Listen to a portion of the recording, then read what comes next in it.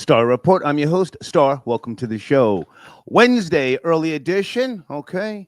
You see the title Smokey Robinson, accused of sexual assault by former housekeepers.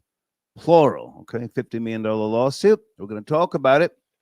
Smokey. Oh, my goodness. If memory serves me correctly, he was the original light-skinned blueprint in modern music. Smokey Robinson, phenomenal songwriter. I'm gonna go down some of the monumental hits and classics that he wrote. Okay, and born in 1940. For those who don't know, he's almost 90 now. I want to be respectful because that was my guy. Oh, that was my guy. But at the same time, this is the objective perspective. And I'm going to just ramble here for a second, and you guys can chime in once I open up the floodgates. There may be some truth to the allegations, respectfully. Smokey, again, the original light skin, back when light skin was in, 60s, the 70s, the 80s, before Lionel Richie, before Kareem Abdul-Jabbar, and a host of others. Jim Kelly, there was Smokey Robinson. And, traveling the world, the Motown sound, writing songs for everybody from Diana Ross to Marvin Gaye and a host of others. Smokey was that guy. Was he or is he part of the black boule, the black upper crust? The type that whatever you say around them, they have a better story. Or they correct you because they've been getting money and you just, you don't really know about that type of, good living. Smokey somewhere, and I'm not sure of the timeline, but he started hanging out with Rick James. Rick James, that was my guy. One of the most brilliant songwriters of the 70s and early 80s. He was Rick James out of Buffalo, New York. You've heard me speak about his prolific songwriting. That has been overlooked and overshadowed by the cocaine use. Smokey and Rick were hanging out. You know what happened to Rick James? Burning women with crack pipes and detaining them against their will. And somewhere, Smokey Robinson, I think maybe when Rick James went to prison, I forget the timeline, but Smokey, he parted ways. His first wife divorced him in late 80s, I think maybe 1986. I'm just going to ramble here. She probably said, I can't do this anymore. I don't know who you are. And for those who know his history, Smokey's first wife, let me see if I can pull up her name real quick. Claudette Rogers, from 1959 until 1986. She always used to tell him, I understand what you do on the road. Just don't bring home any babies and any diseases. So around 1986, she had enough because Smokey fathered some type of child out of the marriage. But Smokey and Rick James, woo! What year did they put out the monumental song Ebony Eyes? The video was trash, but that's back when Rick James was smoking lovely. Lovely. That's what they used to call it back in the days. Freebasing. This was before crack cocaine. This is back when people would stand over the stoves and, cook the cocaine. Richard Pryor and all those people. Smokey Robinson admitted to freebasing. He even went on Vlad TV at some point and said, correct me if I'm wrong, for anybody who saw the interview, he never went to rehab.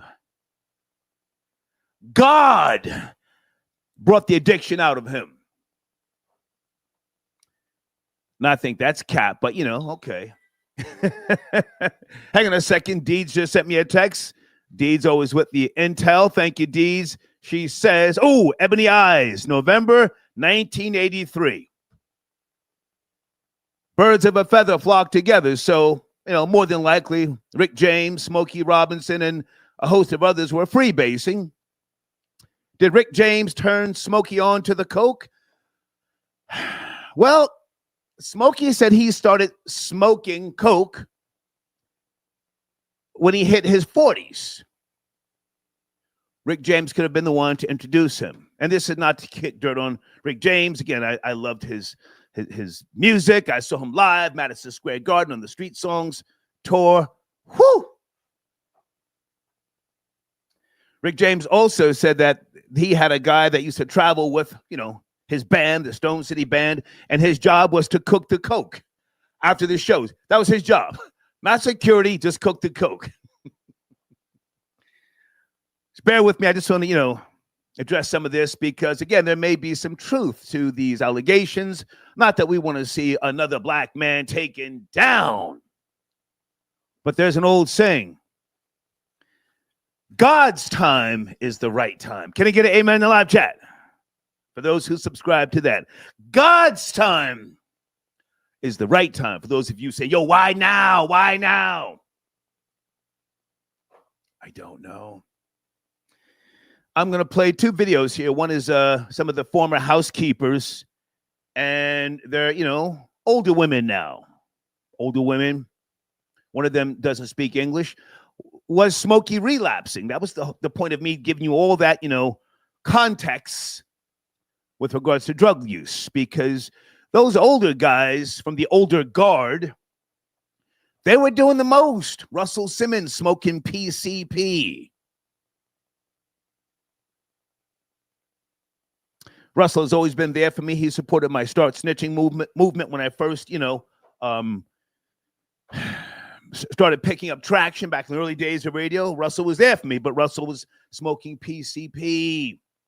They called it smoking water back in the days. So there was a way of, interacting with fans, groupies, what have you, just living the rock star life. And again, Smokey was that guy, a rock star for real, for real. So was he relapsing during the times that he has been accused of, detaining women against their will? There's a legal term for that. I forget off right now. It's kidnapping. It's some type of keeping someone from leaving. I forget the name of the exact legal term, but you're keeping them from leaving whatever, a room, a hotel against their will. That's a heavy charge. Heavy charge. So there may be some truth to this. I don't know. Will Smokey cough up the money? Well, Smokey's, I think his net worth is maybe $200 million. He cashed out. Oh, he cashed out years ago when Barry Gordy sold. Yeah, thank you, New World Order. False imprisonment. Thank you. That's the name of it. That's a hell of a charge. If you won't open the car doors and a female is trying to get out of the front seat and you sitting there cursing at her or something, you won't let her out, that's false imprisonment. Anyway, did Smokey relapse during the years that he was accused of doing, I'll just say doing the most? You see what's in the title, sexual assault. Was he relapsing or was he, just sneaking, if you will, after coming off the road? Because he's still out there, almost 90, Ooh, baby, baby. It's one of my favorites.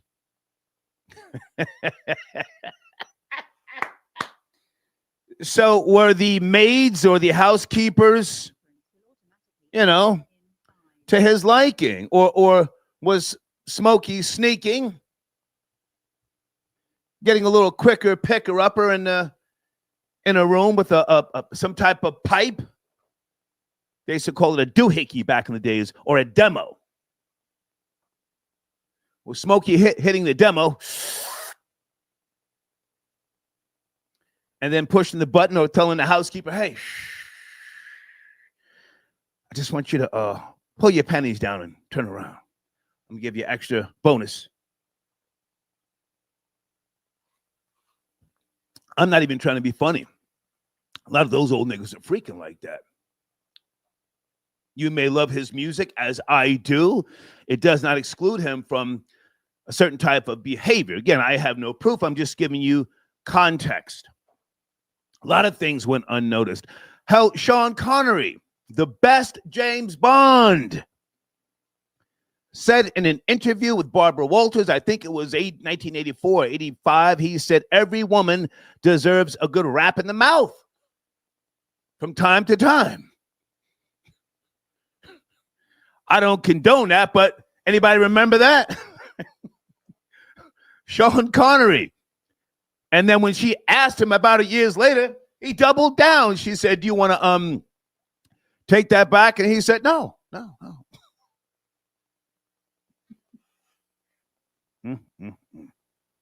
Smokey. Here we go.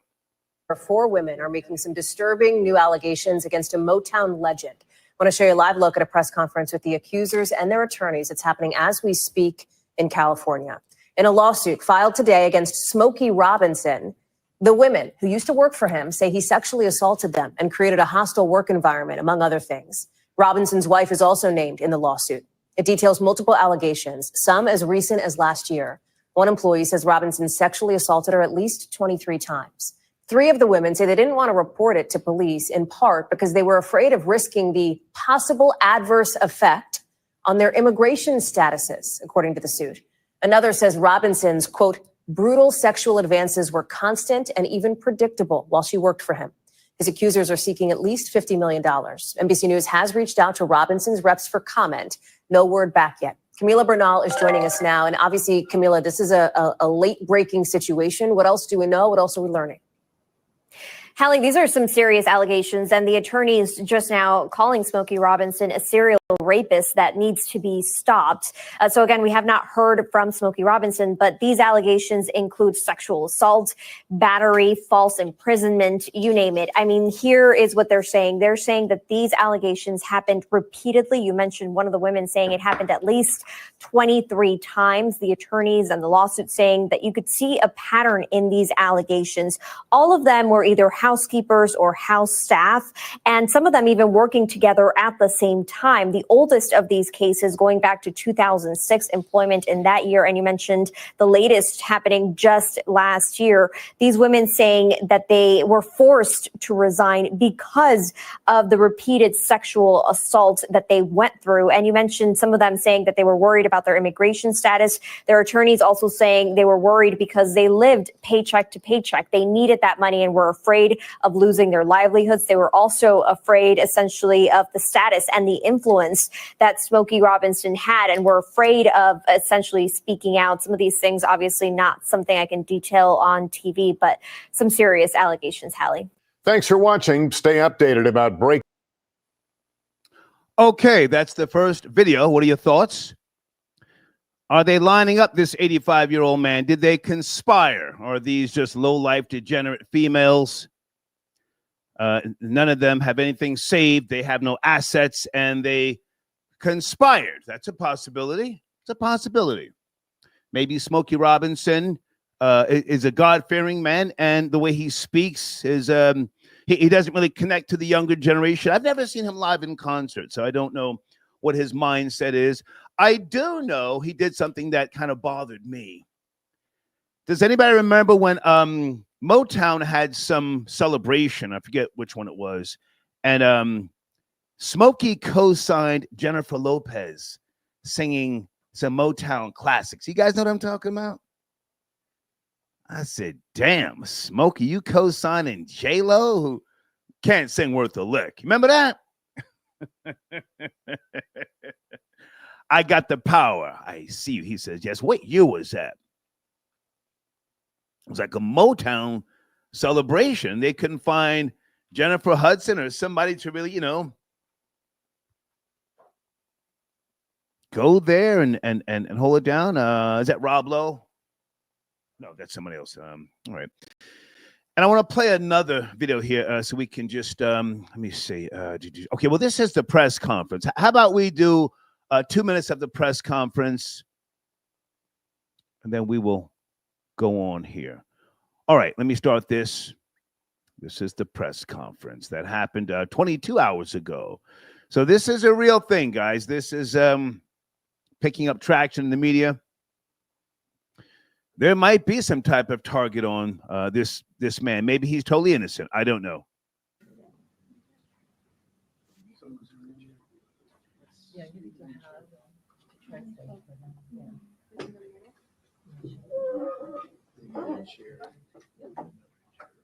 Come on, grab a seat. Let's get to it. Thank you for coming here today. My name is John Harris, and this is my partner, Herbert Hayden, with the firm of Harris and Hayden. 3 of our 4 clients are present here today. They've been identified as Jane Does. There's one appearing remotely, who you can probably see on the screen. Also is Miss Guzman, who's interpreting for us today.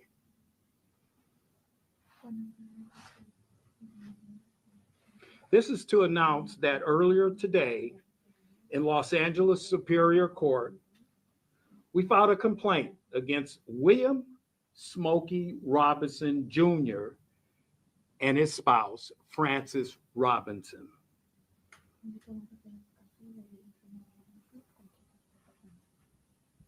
The principal causes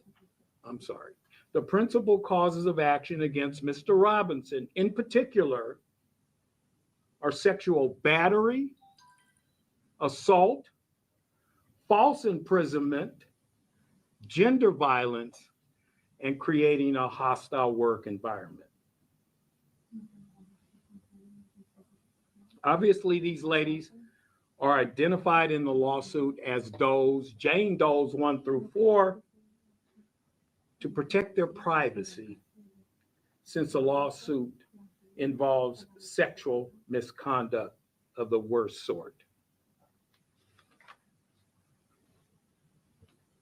We're seeking damages of $50 million.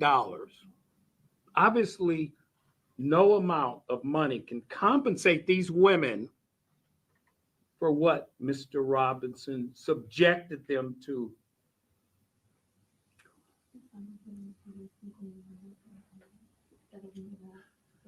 I'm not going to play this whole thing because, they keep pausing so that the interpreter can tell this alleged victim what's going on, which I don't think is fair to us. Come on, man, just fucking talk, and then you can bring her up to speed after the goddamn press conference. But keep in mind that, this is a black man here, mulatto or what have you. And so it's not a white man trying to take down Smokey.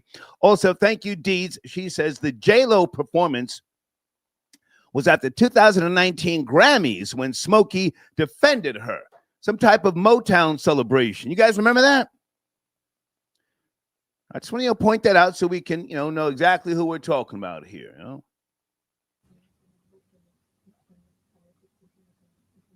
Come on, man.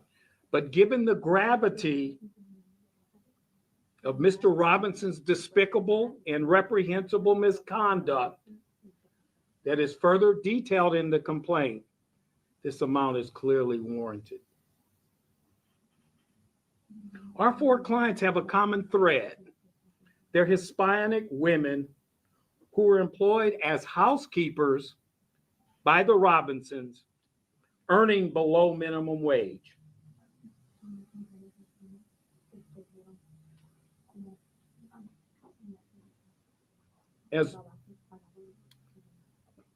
As low-wage workers in vulnerable positions, they lack the resources and options necessary to protect themselves from sexual assaults throughout their tenure as employees for the Robinsons.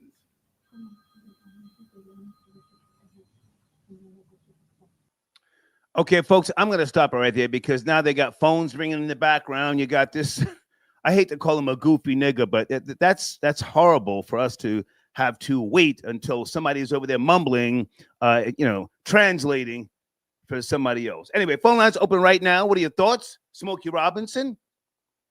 I may even risk getting a copyright strike. Anybody ever heard of Ebony Eyes with Rick James and Smokey Robinson? Oh, I love that song. The video was trash, but hell of a song. Thank you. Hey, Sherry, I see you tapped in. Okay.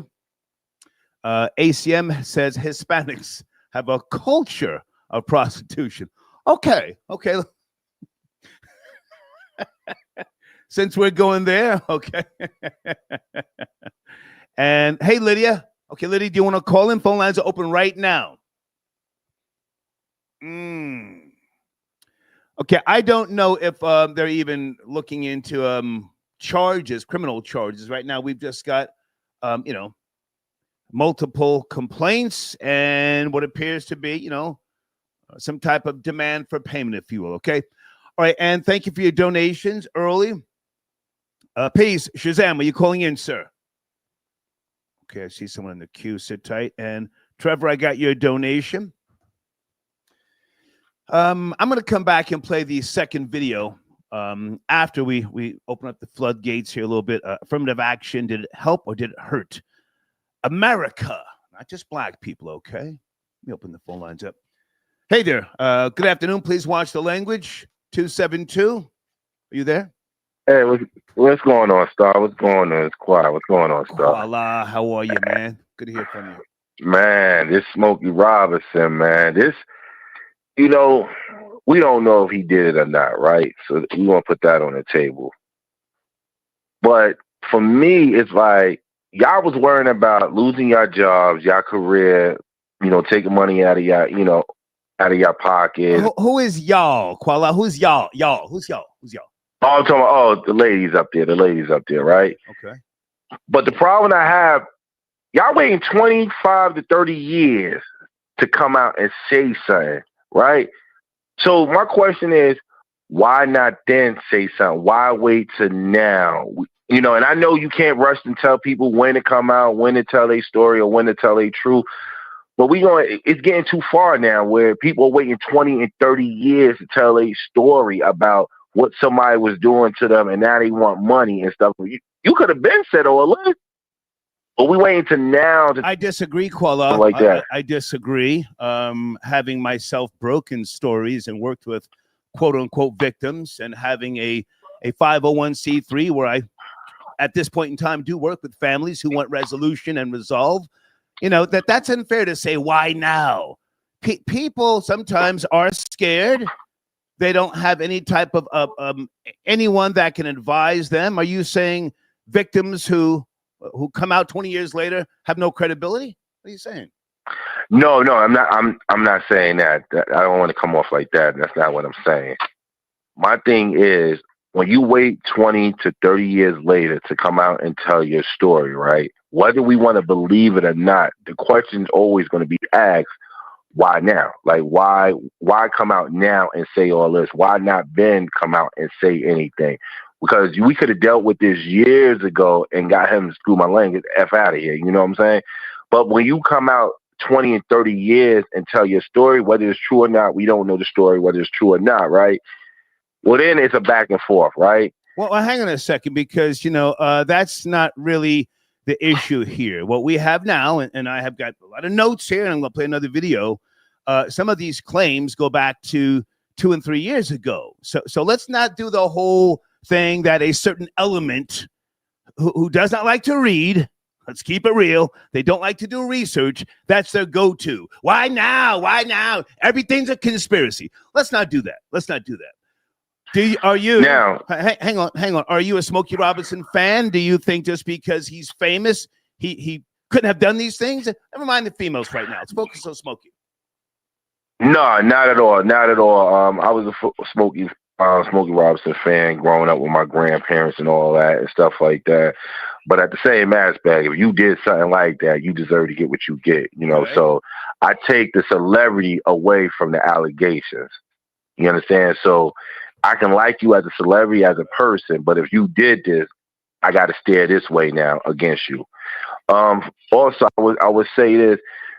It's tough. It would be tough because nowadays everybody will run a court and say, wait, hold up, 20, 30 years, where's the statute of limitation at now? So I don't know that state laws and stuff like that, but that's going to come into play and stuff like that. But also it feels more like Bill Cosby situation, but we know what he was doing something totally different, but it goes back to the same thing with Bill Cosby.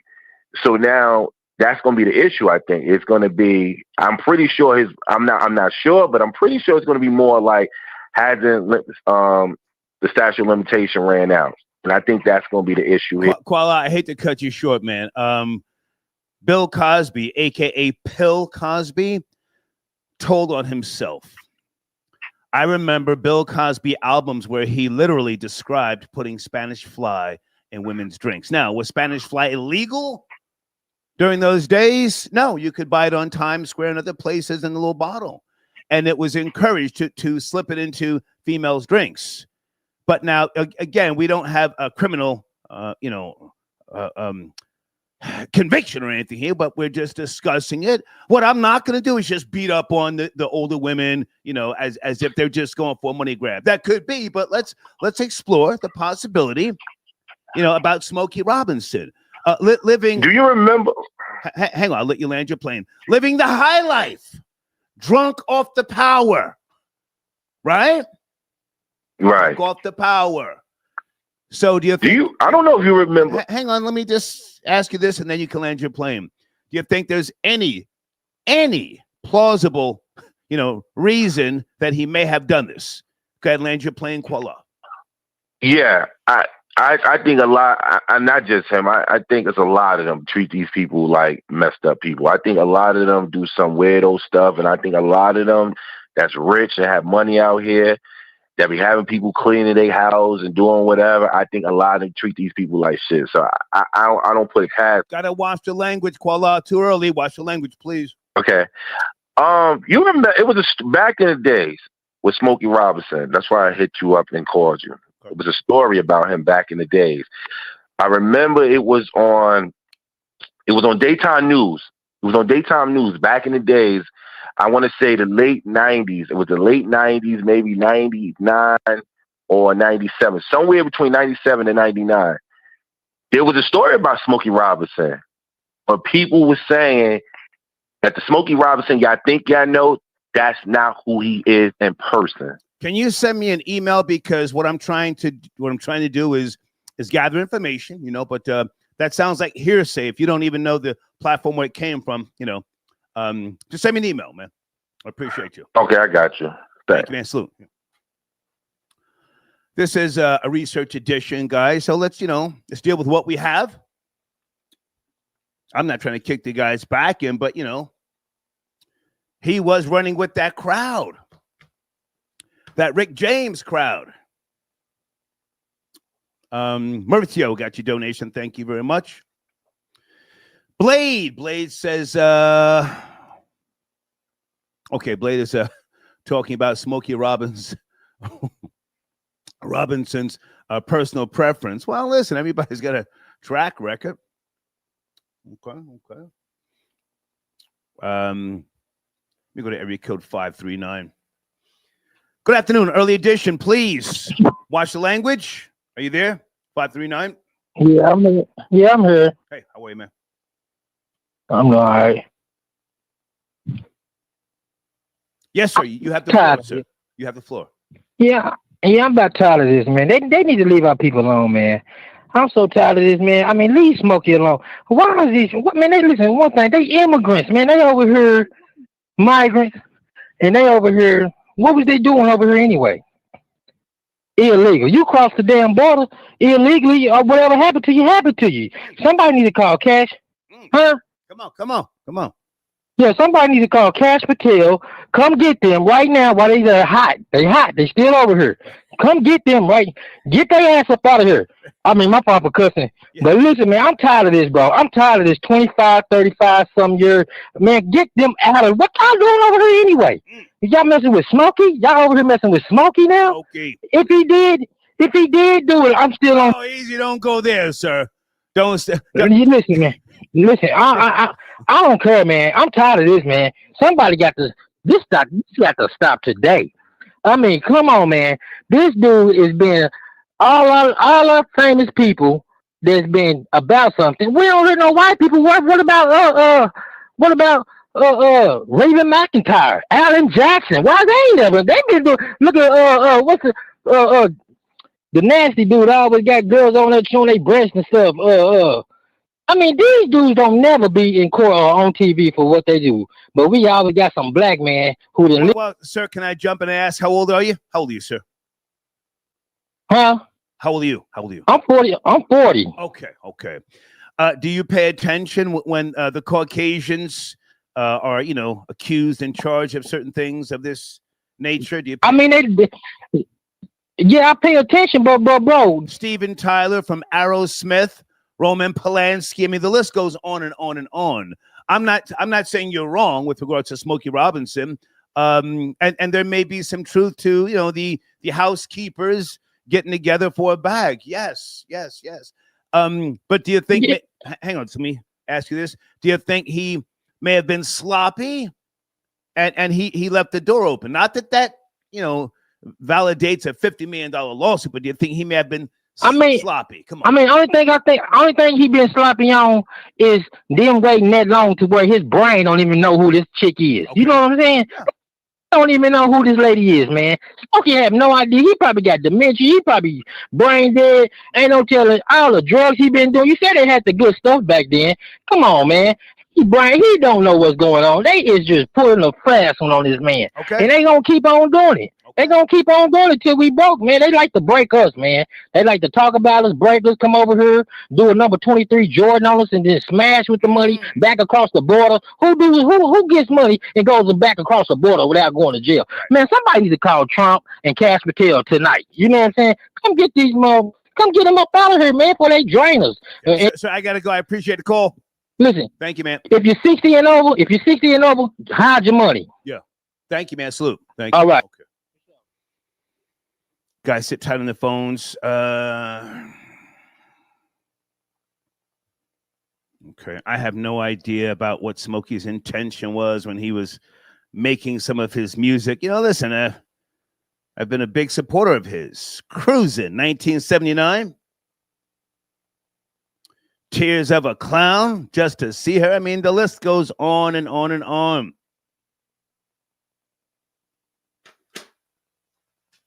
Don't even get me started with his accomplishments. I can remember in 1973 his debut solo album entitled Smokey, after he broke away from the Miracles. There was a track called Holly. Anybody that old in the live chat? Holly. They always wait until they old, thinking they defenseless, but I've learned everything I know from the elders, and they ain't about no nonsense. Okay, thank you. Doing my best. I got your comment on the screen. Okay. Guys, quick question. I hope this is fake news. Bobby Shmurda, his tour has been canceled because the average ticket sale across various markets was 10 tickets per city. Can someone confirm or deny? Don't tell me a nigga's going out like that. Wait a minute. Area code 516. Please watch the language. It's an early research edition. Hey, Star, how are you? I'm good. Who's this? So, this is Heather. Hey, Heather. I've called into the show before. Hi. Hey. So I'm a crime writer, and I cover stories like this from time to time. Okay. I wanted to kind of educate your listeners on a few things. Come on. Okay, so one reason why victims don't come out is because in our society, we know that no matter when the woman comes out, they're rarely believed. So it doesn't matter if they come out 20 seconds later or 20 years later. That's part of the problem right there. Another thing is that I really do love Law and Order SVU, but the problem that I have with that show is that Mariska is always telling women it's your duty to come out. We don't know if keeping silent is the only thing that's holding that woman's sanity together. We don't know. Okay. Now, she's already been told what to do by her perpetrator, but now society wants to have control and power over her again by telling her when she should come out, and I think that's very unfair. The last point I want to make is that this sounds... Well, hang on a second, if I can just respond to what you're saying. And you write books, you write blogs about this particular topic. What? No, I actually write. I'm a freelance news writer. Okay. So I've covered cases, and I've been featured on Discovery ID, reporting on a story for them as well. So I have a little bit of experience with this. I've done a great deal of research, and that's why I wanted to pop in. And I wanted to also stay with me. Stay with me. I'm in no rush. Okay. I appreciate your call. And when you get time, please send me a link so I can verify who you are. People can say anything, right? Sure. People can make all sorts of claims. Now, to be fair, because I'm a man of a certain age, back in the 80s, I was getting high with a lot of women. Oh my goodness. And women are the most ruthless. You would agree, yes? No, I would not. Scammers, prostitutes, the most ruthless people in the penitentiaries, females. I can even give you insects, praying mantis, who after copulation devour the male. Females are more ruthless, in my opinion. If you say different, that's fine. But okay, so now what about the females who get high with people like a Smokey Robinson? The females in the quote-unquote hoods are the ones that will get you killed, set you up. You're thinking you're going to smash, and then 3 niggas come out of a goddamn a back room, rob you, possibly kill you. What about those females who then want a payoff or a coming to Jesus moment? Well, number one, you mentioned prostitutes. Let's not forget the Johns for which they service. And number two, you mentioned females in prison. Well, almost 90% of the women who are in prison because of something that they've either done for a man. Can you send me the data? I don't believe you. So can you send me the data? A man. Can you send me the data? I don't believe you. Sure, I will. Let me put my but email. Yeah, let's not forget. Hang on, let's take our time. I have to, I have to ask like everybody else. Here's my email address on the screen. Send us the data until you do. That could be just a false statement. But go ahead. Okay. No, I was just going to say, we are always putting the onus, most of the onus, and I'm not saying that's what you try to do, but we're always trying to put most of the onus on the woman and trying to portray women as this bad guy. I really do think all of that mess stems from the Holy Bible, but that's a whole different subject. We don't have to get into that. Yeah. The most anti-woman piece of literature ever written by man. Oh, but my goodness. You went there. Go ahead. Yes. But, I just wanted to kind of put that education out there. And, I'll send you a few links after we end this call. I'm really enjoying your show. And also to end, Thank you. I just want to touch on that topic you had about affirmative action. I want everyone to know that the largest beneficiaries of DEI and affirmative action has always been white women. So let's not get it twisted. Mm-hmm. Yeah. Well, hang on a second. I'm not rushing you off. I'm taking you very serious with regards to your perspective. I have to give you pushback. I'm not saying you're lying. I understand. You're lying or anything. So Smokey Robinson, do you do analysis and things like that when you compile your writings? Do you pull from different sources? Could you, based upon an observation of his history, his pedigree, drug use, and the fact that he said he never went for rehab or anything, do you think that maybe he was relapsing and these women were engaging these sexual advances? He was probably paying them, and what do you think?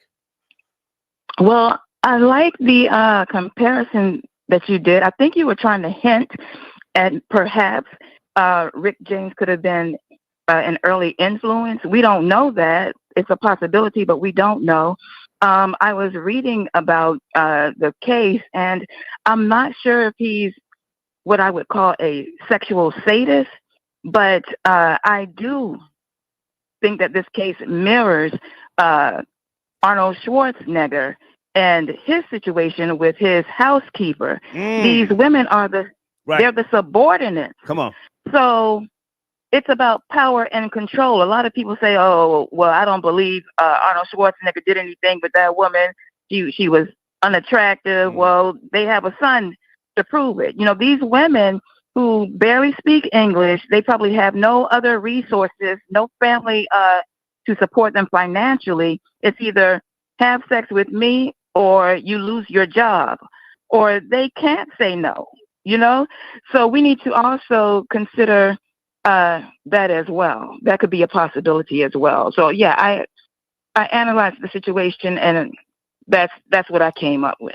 Stay with me. And what do I call you? What name do I use? Heather Lawton. Oh, okay. I'm sorry. What about these whores? These overly aggressive whores from developing nations. They used to be called third world nations, who come here, possibly HIV infected. They because as we know, the oldest profession on the planet is prostitution, right? Prostitution, right? No matter who is willing to pay for it, as you said, the Johns. Prostitution is the oldest profession. What about those whores who come here and they may have been the aggressors with regards to Smokey Robinson? Maybe they wanted, to offer him a little something on the side. What about that possibility? Well, it never ceases to amaze me that the quote unquote whores are always extremely successful, because there are always male whores waiting to be serviced. One can't be successful without the other. So let's not forget about that. No accountability. So I've been listening to you for years. So I know how to come at you. You are mad. No. I'm enjoying the conversation, but okay, well, listen, stay in touch, and let me just point something out to you here, because you say you're a writer. This is your area, right, of expertise? Yes, sir. Okay. Rick James was convicted on assault, imprisonment, and drug charges in 1993. And Smokey Robinson's wife divorced him in 86. Smokey may have been hanging out with Rick up until Rick, was burning women with crack pipes, kidnapping them, false imprisonment. And maybe that's what made Smokey snap out of it, or straighten up, if you will. He did say that it got so bad with him smoking cocaine that he used to have to tie belts and what did he say? Safety pins to keep his pants up. So this nigga was out there. Let's not act like he was some goddamn saint. But I think it's worth exploring. Pardon me, that maybe he was a secretive drug user, and maybe these housekeepers were, whores, if you will. I'll say alleged, because there are lawsuits. Okay. Well, I'm not going to agree with that. I know you have other callers. I'm just saying, you can do your own research, and you may come up with something that is an eye opener that we didn't consider. That's all. Okay. Great to talk to you, Heather. Great to talk to you always, Star. I love you. Okay, Bye-bye. Bye now. Okay. Oh, that was a nice conversation. Yeah, Smokey was smoking lovely. Hold on a second. Thank you for your donation. Dino got your donation on the screen. Everybody sit tight in the phone queue. Dino says, does this caller realize that the laws favor women? She must be a super feminist woman. Heather's delusional. Well, let her speak. I'll let her speak, and I hope she calls in again. But you guys do a little research, because, again, Rick James, man, that was my guy, man. I mean, just a brilliant songwriter. But Rick got out of control, man. Did Smokey Robinson, was he influenced by Rick James and the heavy drug use? Guys, I want to play a video. Just give me a second. Sit tight in the queue. And hey, Lorna, I got your donation. Lorna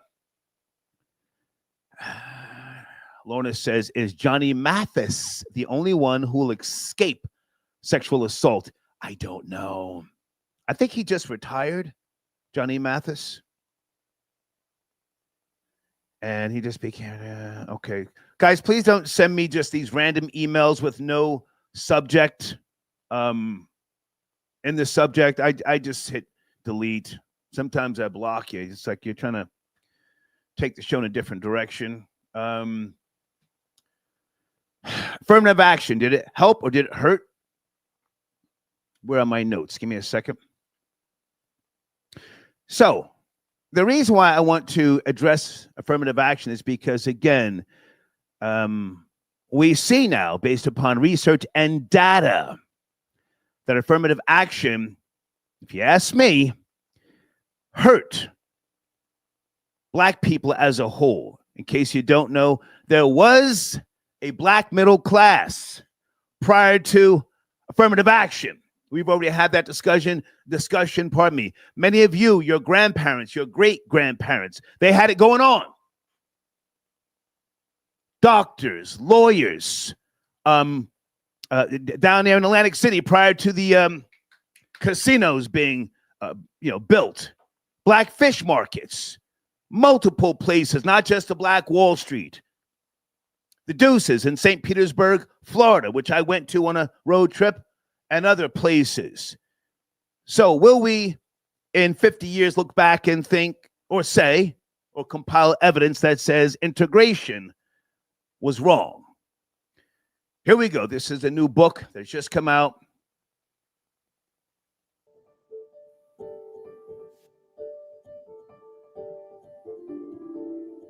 What actually happens as a result of affirmative action policies?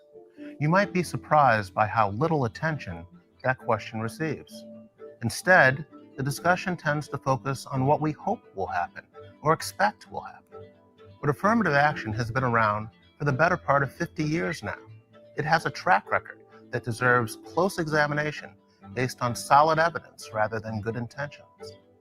Who has been helped? Who has been harmed? And were these policies even necessary? After the Supreme Court ruled in 2023 that the use of race in college admissions was unconstitutional, many predicted that the Black middle class was doomed.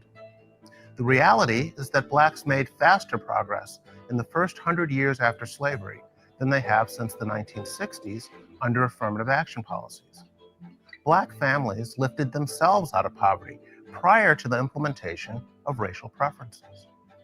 Affirmative action didn't create the Black middle class, but it did taint Black achievement with suspicions of unfair advantage. A history of Black accomplishment has been made to look like a history of Black dependency. But facts matter, and those facts can be used to destroy many of the myths about affirmative action.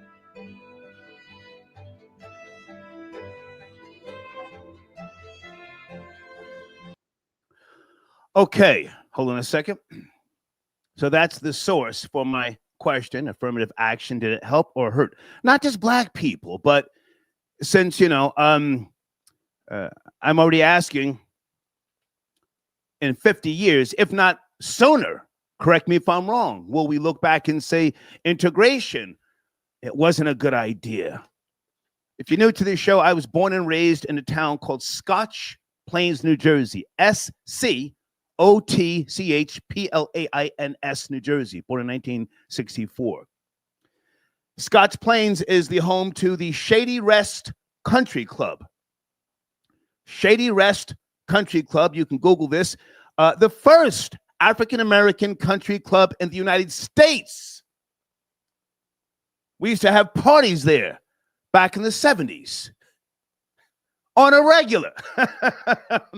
So I knew that history with regards to Black achievements and accomplishments and so on and so forth. The book that I just spoke about, and let me text Gene Richmond, number 9, because he wanted to call in and address a few things. Number 9, are you out there? If so, tap in. There's one more video that I may want to play with regards to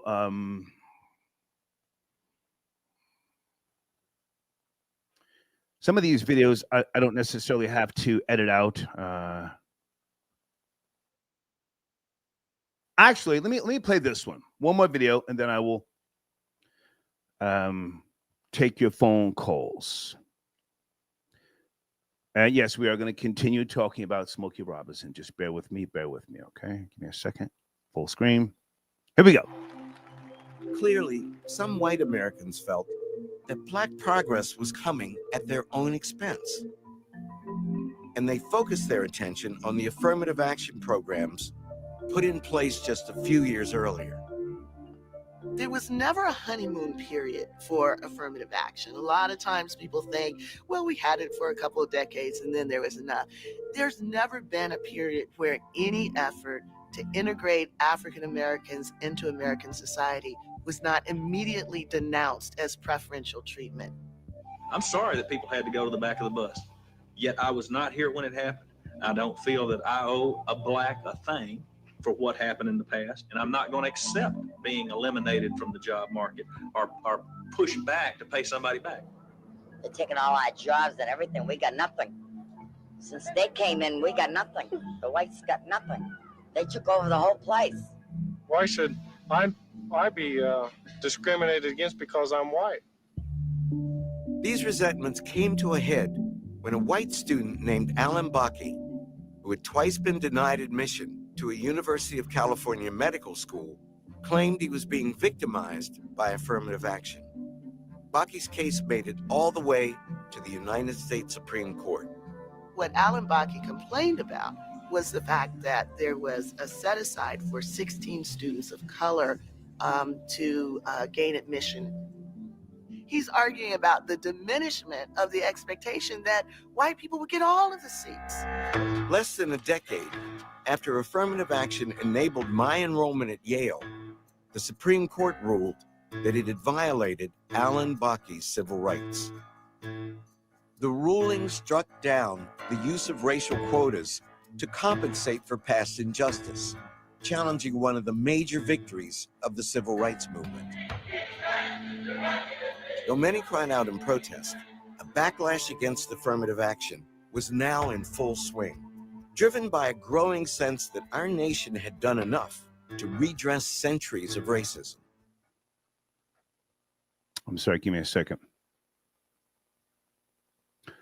Okay, I just played another video with regards to affirmative action here in America. Phone lines are open, and Gene Richmond, I just sent you a text if you are ready.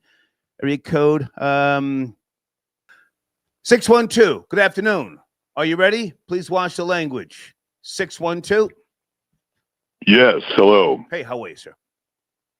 Good, good. Greetings from Minneapolis. I've been watching you often. Thank you, man. How are you? Do you want to address the two topics? Yeah, so in regard to Smokey Robinson, I used to, I live in Minneapolis. I used to work for Prince. Okay. I used to do security for him. Okay. And it always seemed to me every time we would run into anything Motown, we would always hear a bad story. So it just kind of seems like this isn't too surprising.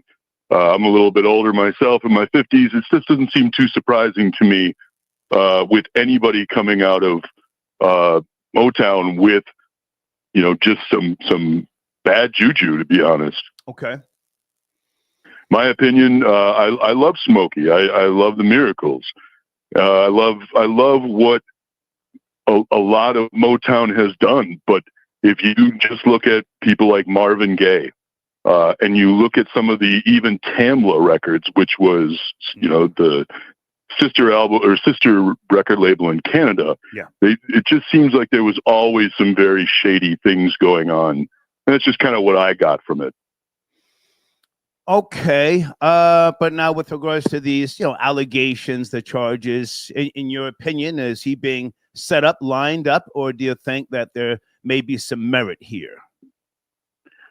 I think it both can be right. I think that there's probably some merit to them, but I don't think it's a coincidence that it sort of smells like a setup. That's just my opinion, obviously. Do you think his current wife is working with the alleged victims? That's kind of where I leave my opinions at the door when it comes to family, marriage, personal things of that nature. Hold on a second. Now I'm rambling, but I don't know anything about his current wife. She has been named in the lawsuit, so maybe she was blindsided as well. But Smokey's been eating high up off the hog for decades, and Yes. a lot of things come to light at a certain point. And when he was on Vlad TV, and Vlad's a friend of mine, I said, "Whoa!" I said, "What is this old nigga doing talking at this point? He doesn't need any more fame and notoriety." I was but shocked. you could say that. Come on. You could say that about Quincy when he did that as well. Like, they just don't have anything to lose. I as well love Vlad, and I was very surprised to see that interview. But I'm just going to make this as an example. How Smokey has the persona as one of the nicest guys, very soft spoken. Music is very good, elegant. He's been around forever. You develop a public trust in that sense. And when I say that public trust, my comparison is him to Mr. Rogers. When they tried to throw some accusations at him, they came out of nowhere. Fred Rogers, sir? Fred Rogers? Fred Rogers. And that's the only comparison I think anybody can ever make to Smokey Robinson. I've never heard any accusations, sir, and please don't try and besmirch that man's name. I've never heard anything. I would never do that. And those accusations were false, and you didn't hear about them because nobody believed them. Yeah. It was in the. I want to say it was. Don't even repeat, anything that's fake and false.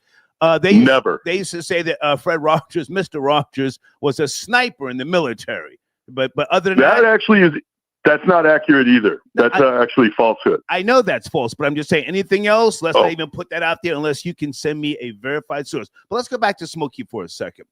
So the allegations, what we have right now, a $50 million lawsuit. And let's be clear, this is a black legal team that's going after him. I just think that at some point you have to just, bow out gracefully.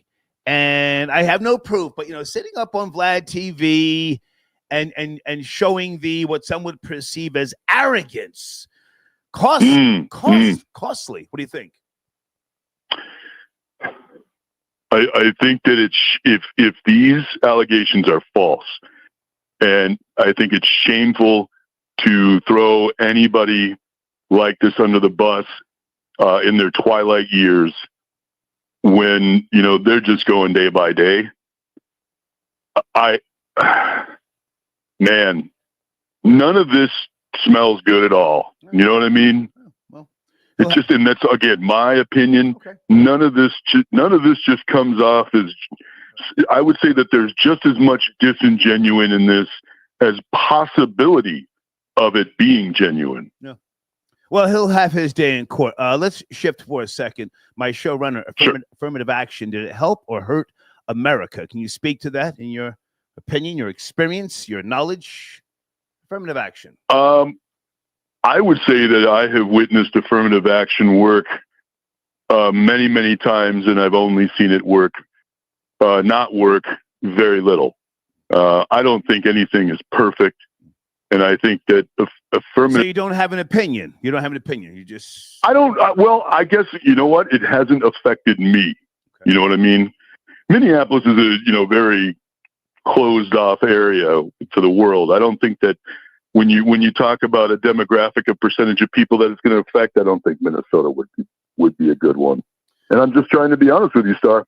Well, no, I appreciate the call, but let's keep it real. Blacks in Minnesota have been kept in check for decades.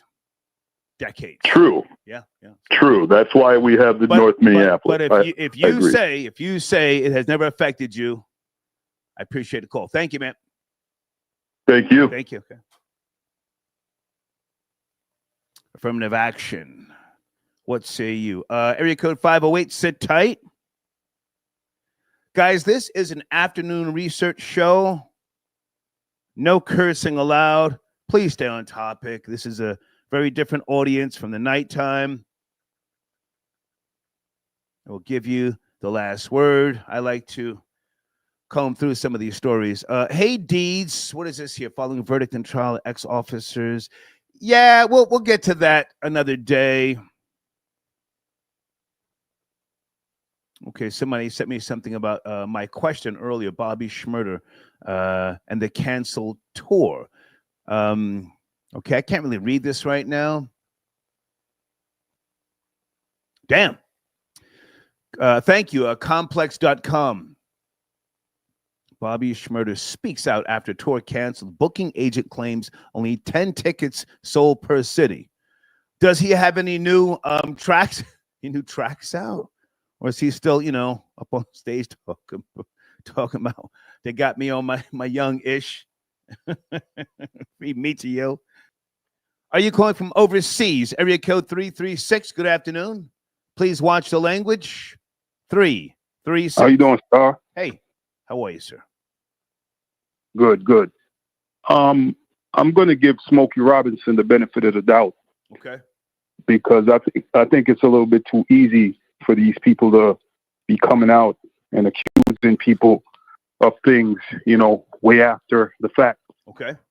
So, him being a celebrity and the type of person he is, and from just listening to him, I would think that, I'll give him the benefit of the doubt because, when you got a lot to lose, you don't play that loosely. So, it's kind of unfortunate. And he's almost he's almost 90, and there are a lot of senior citizens, family members that many of us have, and at a certain point, you have to take the car keys away from them. You have to take on the responsibility of, whether it be preparing meals, washing clothes, shopping. If they're still using a mobile device, we have to make sure that certain information is not easily accessible. Like, you hit the wrong button and you're donating money, right? So maybe Smokey is at that stage where he's food, respectfully. He's food out here. Yeah, but also I think, my grandmother always said that, there are very little victims in this world. And unless he, held someone against their will, we all have choices. And, it's a little bit too easy today for people to say, oh, women, they don't want to come out because they're not believed. And, come on. That's a little bit too easy. There are no victims. The only victims are kids and old people. You have a choice. You can walk away, despite what the circumstances may be. It's a little bit too easy. That's just my opinion on the whole thing. You're calling from overseas? Yeah, I'm calling from Paris. Okay. Well, a lot of our elders, family members, they've said a lot of things that sounds hot, with all due respect, but I believe that people can be victims, as they get older. You can be committing an act of kindness, out of the generosity of your heart, and all of a sudden there's a 9mm put to your neck. You can be 30 years old when that happens. You can become food. So the question I asked you, Smokey Robinson, do you think he's past that stage where he doesn't fully understand social media, and he maybe they lined him up? Again, I have no proof about his current wife, but she looks a lot younger than him. Do you think he's food now? Just food. Yeah. I think he's being lined up for sure. I mean, he could be like an easy target. So I mean, why after all these years? I mean, the guy has been, Why not him, sir? Why not him? Well, I don't know. He might have pissed someone off too. That's Hang on a second. So, black people love to reference a movie. I think it was Uptown Saturday Night. Sidney Poitier and Bill Cosby, Troll Babies, help me out. Was it Uptown Saturday Night or Let's Do It Again? They went to go talk to this private investigator named Sharp Eye Washington, played by Richard Pryor. They gave him the money. As he's talking to them, he opened up the window and ran out the window. The cops pull up. They go downstairs and they say, damn, brother, why us? Richard Pryor said, why not you, brother? Why not Smokey, sir? Is my question to you. Why not that nigga? Yeah, but also, you know, I think in the world of entertainment, you know, for him to be, for the run he had for all these years, I think no one gets away unscathed, you know? Okay. That's just the way the business is, you know? It's, you know, he's been squeaky clean for years, but it's towards the end and he's got to get a little bit of dirt on him, you know? So it is what it is. Streets got to eat, sir. But now hang on a second before you go. Affirmative action, did it help or hurt America or black people? You're out in France. You got out of Dodge. To be honest with you, Star, I think that has hurt us as a people, and it's showing now more than ever. Okay. Because I don't think it was sincere from the very beginning. Okay. You know, it was just being used as a tool. You know, I don't think a good tree never bears bad fruits, and you know, what have we gained from that? You know, I mean, as a collectively, what have, you know, maybe some people were able to get by and stuff like that, but collectively, what has it done for us? You know, it hasn't done anything. Like, you know. Well, since you've responded to that, and I appreciate your input.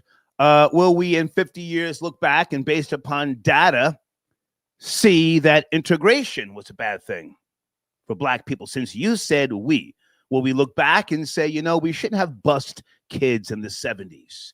We shouldn't have forced, you know, black people to do this and so on and so forth. Go ahead. Yeah, I think it was a bad thing. I mean, normally when something is sincere, it happens naturally. You know, like you don't need laws to force people to come together. Like your friends are your friends because you bond. You came together on, you know, just organically. Okay. You know, no one's forcing. You know what I'm saying? So when you get laws involved and the government involved and all this stuff, I think it's just, you know, it's just a bad thing. All right. I appreciate the call, sir. No problem. Thanks a lot. Yes, sir. Thank you. Okay. Uh-oh. What is this? Somebody just sent me a clip. Can I even play this on my show here? Smokey Robinson doing what on the stage? It won't open. Okay, I don't have my contacts in. P-A-B-L-E. Is it Pable? Pabe? How do you?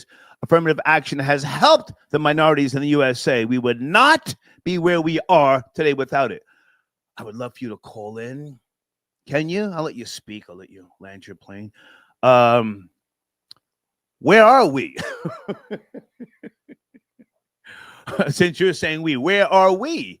If you look at, you know, crime stats, the prison industrial complex, abortion,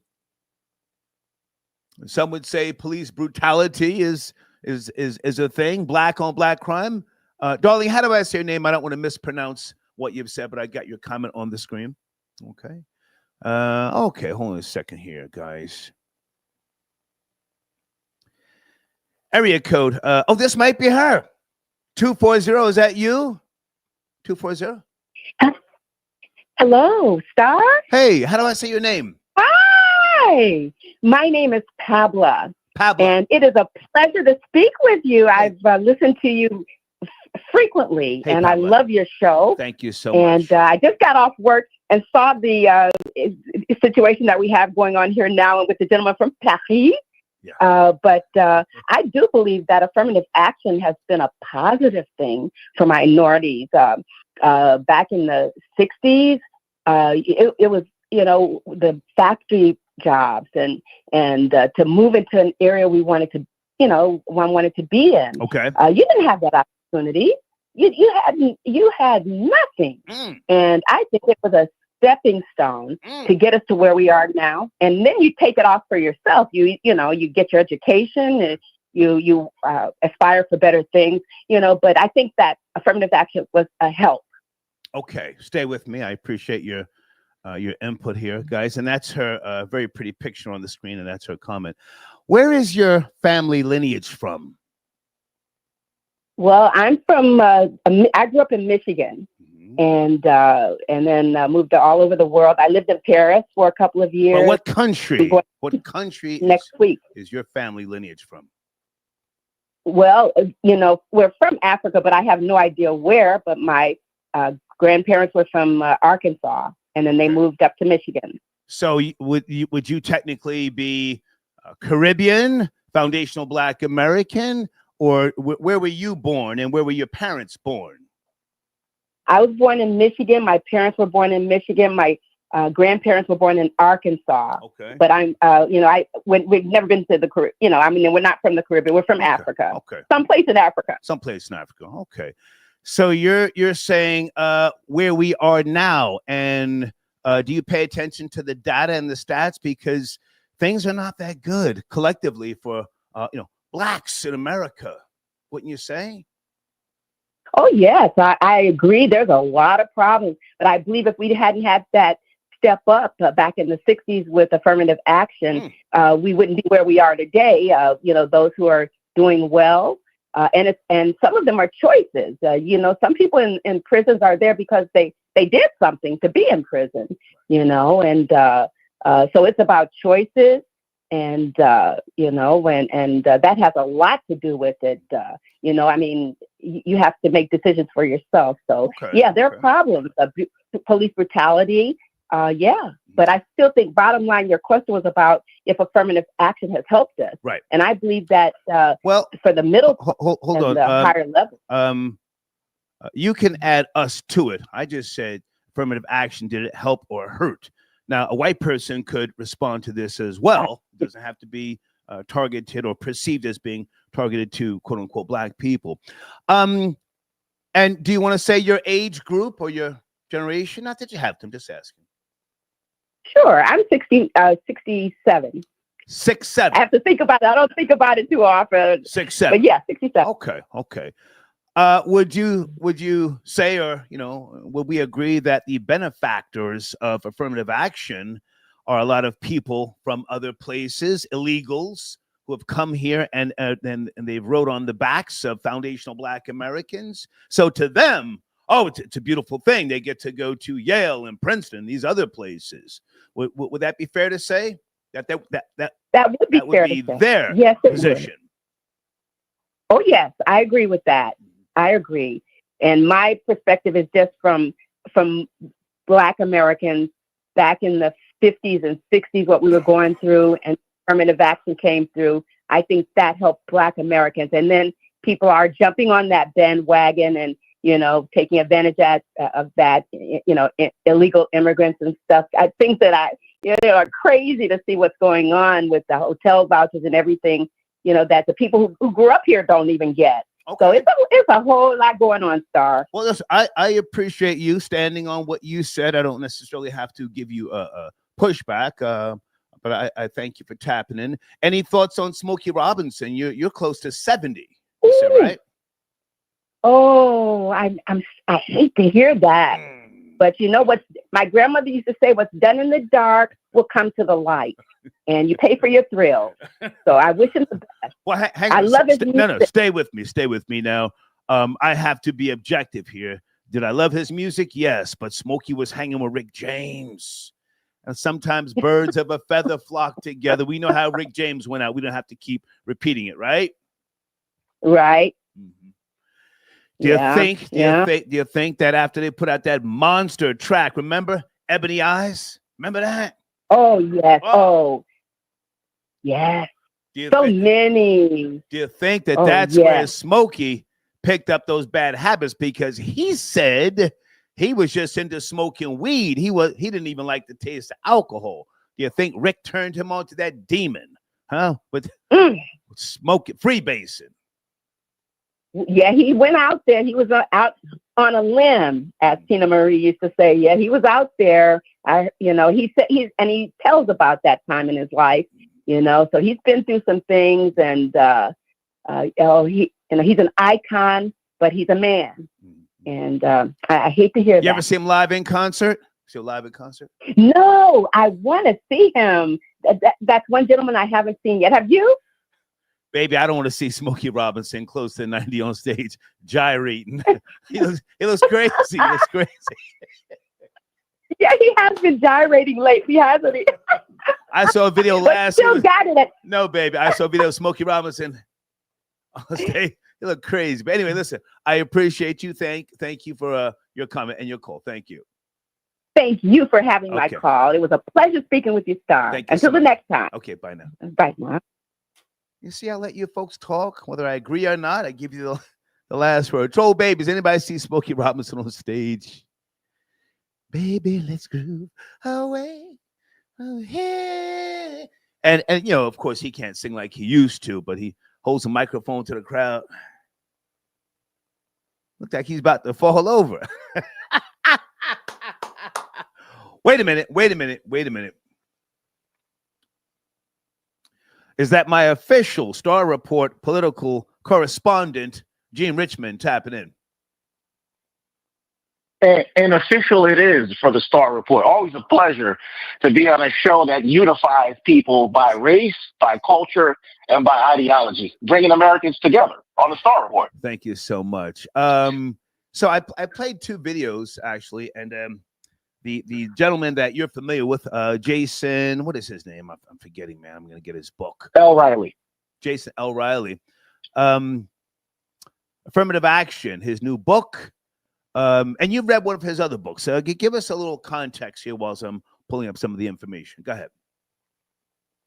Well, you know, for those who don't know who Jason Riley is, he's a social and political commentator on various platforms. He's been on Fox. He's been on CNN. He's been a mainstay. He spoke in many universities throughout the country in regards to political sciences, race matters, and academics.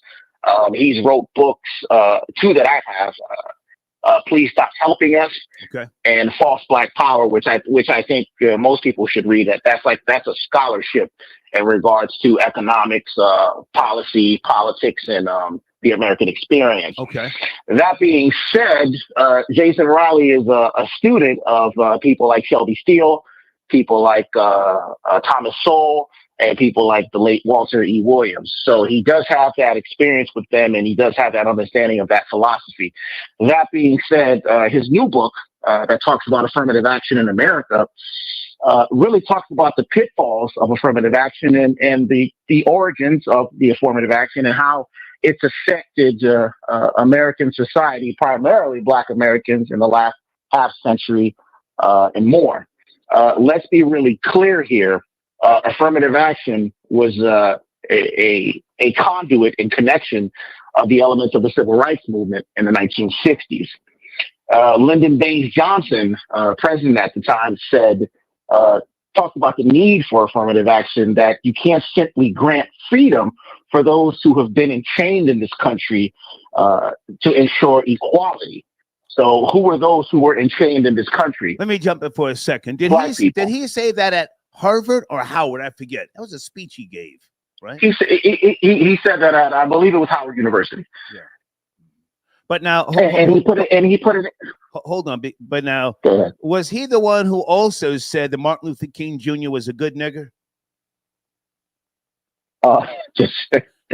There's people who claim that he did say it in a room, but there's also people who shoot down that claim. So we have no report. I'm going to Google while you talk. There's claims that Lyndon Baines Johnson did make that statement in a room. Robert McNamara, his press secretary, was there at the time. Robert McNamara. There were claims that he did make that comment.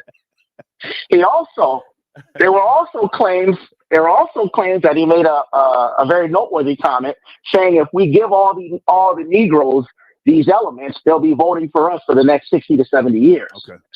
So, again, there are claims in regards to Lyndon Baines Johnson. And Lyndon Baines Johnson was a very colorful individual at the time. But that being said, if you look at affirmative action and what Jason Riley wrote in his book, it moved away from the Black experience because at the end of the antebellum period, going into the early 19th century and into Reconstruction, black labor was on a rise.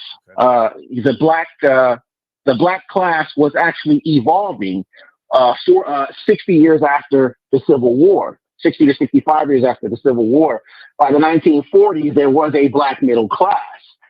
You had black educators, you had blacks in universities, you had blacks who had created their own unions. Bingo. And you had that migration. Bingo. You had that migration that was also happening from the South up north by after World War II, going into the late 1940s into the 1950s. So there was black growth and black advancement. So now we fast forward to the 1960s under the affirmative action policy. We then see a shift. We see a shift in the level of education in regards to the progression of the black experience in America. We also see a shift in the workforce. As opposed to human capital, the people like Booker T. Washington that Riley also quotes and Frederick Douglass, the human capital, meaning the ability of what they bring into the marketplace, is now slowly being replaced by a quota system. So we need to meet this specific number of people to create this egalitarian element, and now we can create equality by meeting a number system. Right.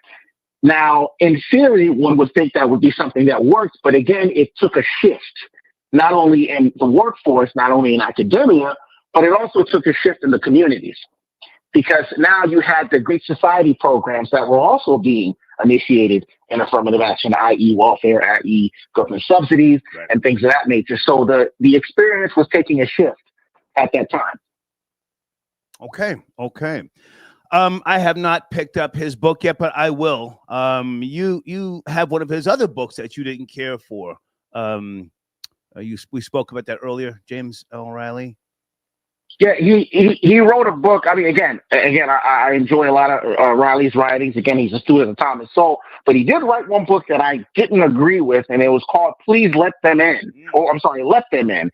It was the case for mass immigration, primarily illegal immigrants, and he made an argument in that book saying that illegal immigrants should be allowed to stay because of how they stimulated the economy and how they created a unique demographic in the American experience. I did not agree with that. I thought that they did not stimulate the economy as Riley wrote, and I thought that it was a detriment to American citizens who was here in regards to unionization, in regards to salary, in regards to economic resources. So, but aside from that, I think Riley has his finger on the pulse of these topics. Yeah. So my question that I've been asking, since we can look back and make an assessment based upon data and other things that for the most part it did not help. Would you agree? Affirmative action?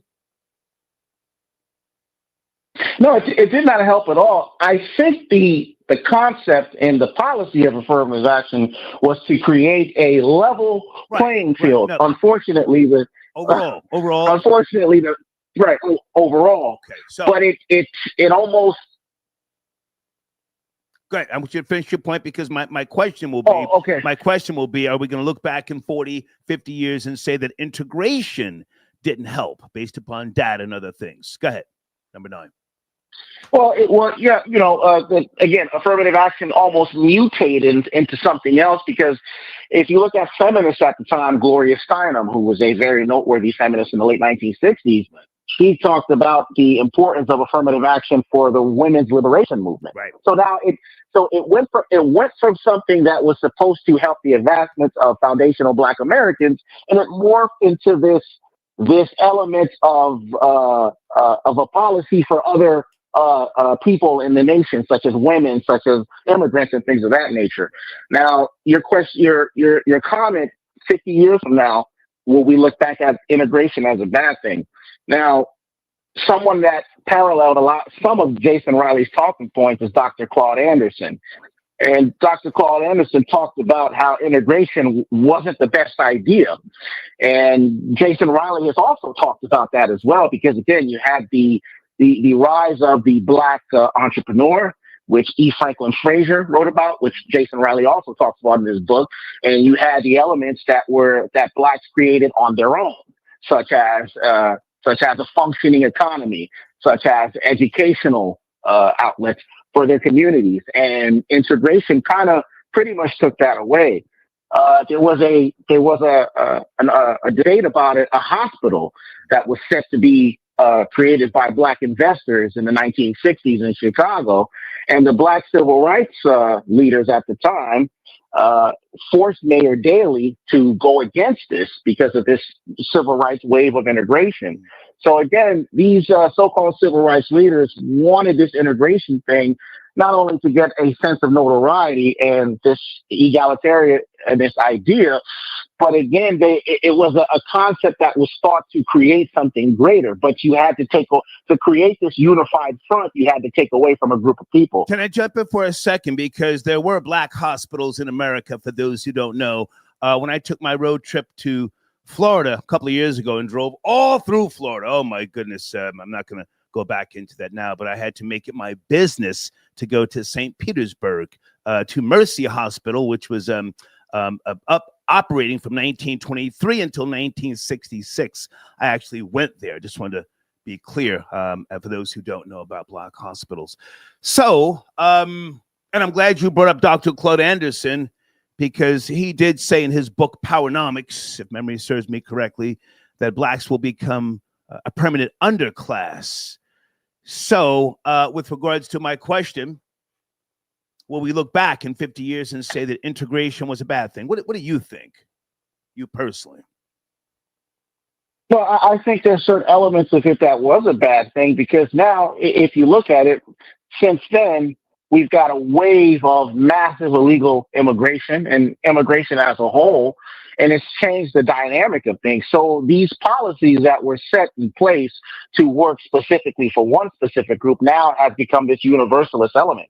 And now no one knows where the line is really drawn anymore. Who has who's taking the lead here now? As the demographics continue to change, who will be at the forefront in another half a century? Well, so I think that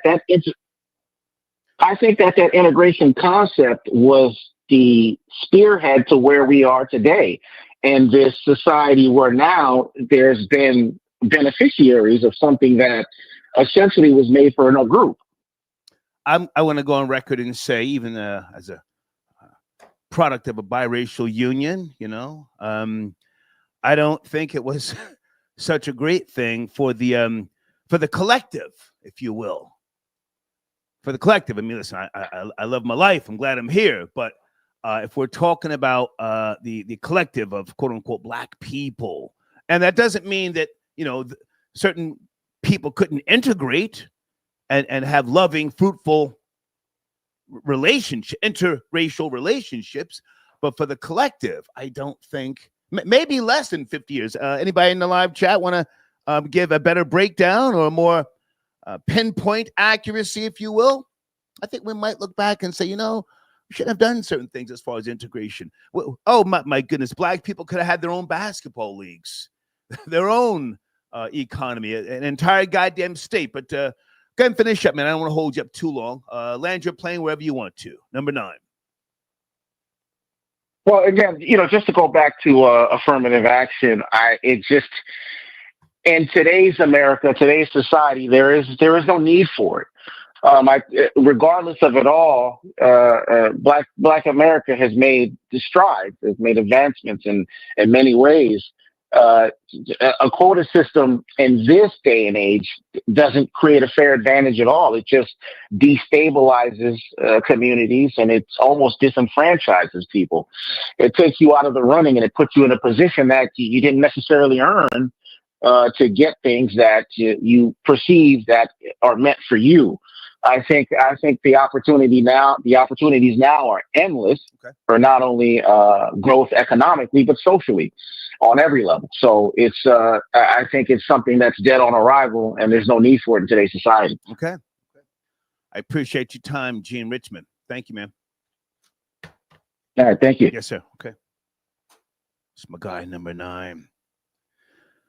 Arlene, I got your donation via Zelle. Thank you so much. She says, excellent research and happy belated birthday. Thank you. Thank you.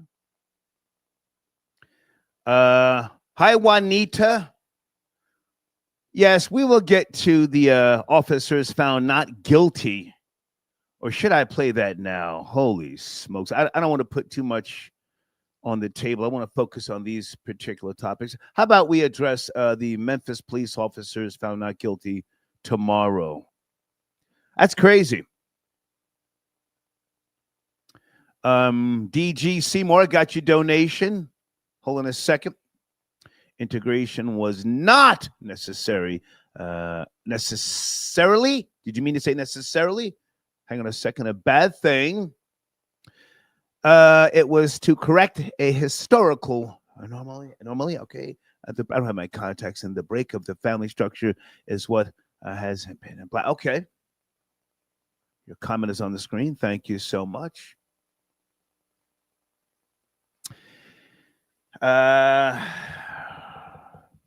Okay, someone else sent me a video. Turn this down. Okay. Smokey Robinson and Diana Ross on stage. Okay. But pardon me, Miss Ross. Miss Ross. Let's all get on point here. Oh, wait a minute. Florida Boy J is at you, sir. Tapping in early. FBJ.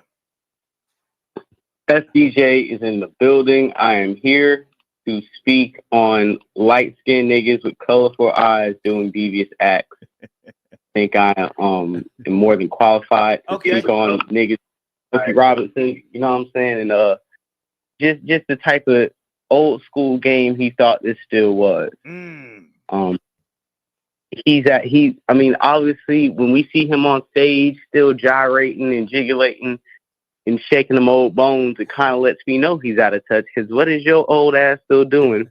You know, niggas ain't trying to see that. You should be sitting back. But it's okay, because what we were learning with Smokey Robinson, and I think a little bit with Shannon Sharp, is you can't be a cheap prick. You can't be cheap and want things done the way you want them to be done without compensation. Okay. This ain't 1935. It's not 1925. It's not 1985. You're not Smokey Robinson dropping the Quiet Storm anymore. You old Smokey Robinson, 85, ready to get packed out by the Grim Reaper. It's time to get my ends before, the Lord calls you home. They probably seeing, he's probably losing a little bit, might be stumbling and fumbling around the house, forgetting his name. And they like, it's time. We've waited. We've been here. We know about the Blue Room. He made us work multiple holidays without pay. And that's what I'm talking about. You can't be a cheap trick. You can't be up here 1 minute wanting a level of service without paying for it. They're not suing really, to me, for the assault. They're really suing because you have undercompensated us to the point where we have too much leverage to sit back and let you and your wife, who's allegedly complicit in this, ride off into the sunset with this spotless legacy that you have. Let me jump in right there, Florida Boy J. According to the Daily Mail, came out today, Smokey Robinson has responded. I guess they called him, or somehow they got him on the phone. He said, I am appalled. DailyMail.com came out today. The Motown legend, 85 years of age, then began mumbling incoherently after being hang on, contacted by phone Wednesday morning. He did not sound well. Well, to his defense, maybe being on the road performing is what he needs to do to stay active, so that he's not home just developing bed sores. I don't know, and I know nothing about his family, but his, we may have to look at his wife. Does she not like the way the will looks? Does he have a will? Aretha Franklin didn't, pardon my language, Aretha Franklin didn't fuck with her family. Do you know about this, Florida Boy J? She didn't leave a will. She always kept shoe boxes full of money, cash. As she should. If you know Aretha Franklin's life, ain't no man in her life that she should ever trust long enough to throw him. So of course she would keep her money tucked away and it's a free for all once the Lord takes me home. She did right. She did right. Hang on a second. Can trust on that. Troll babies. Isn't that how she passed away? She didn't have a will. Had the family fighting over money. She didn't F with the family. Also, Barry White. Oh, I loved his music. Never saw him live, and I really loved Glodine. Pardon me, his Glodine. Yeah, his ex-wife. Barry. He and Glodine broke up somewhere in the late 80s or early 90s, and he developed another relationship, got married, but he never upgraded his will.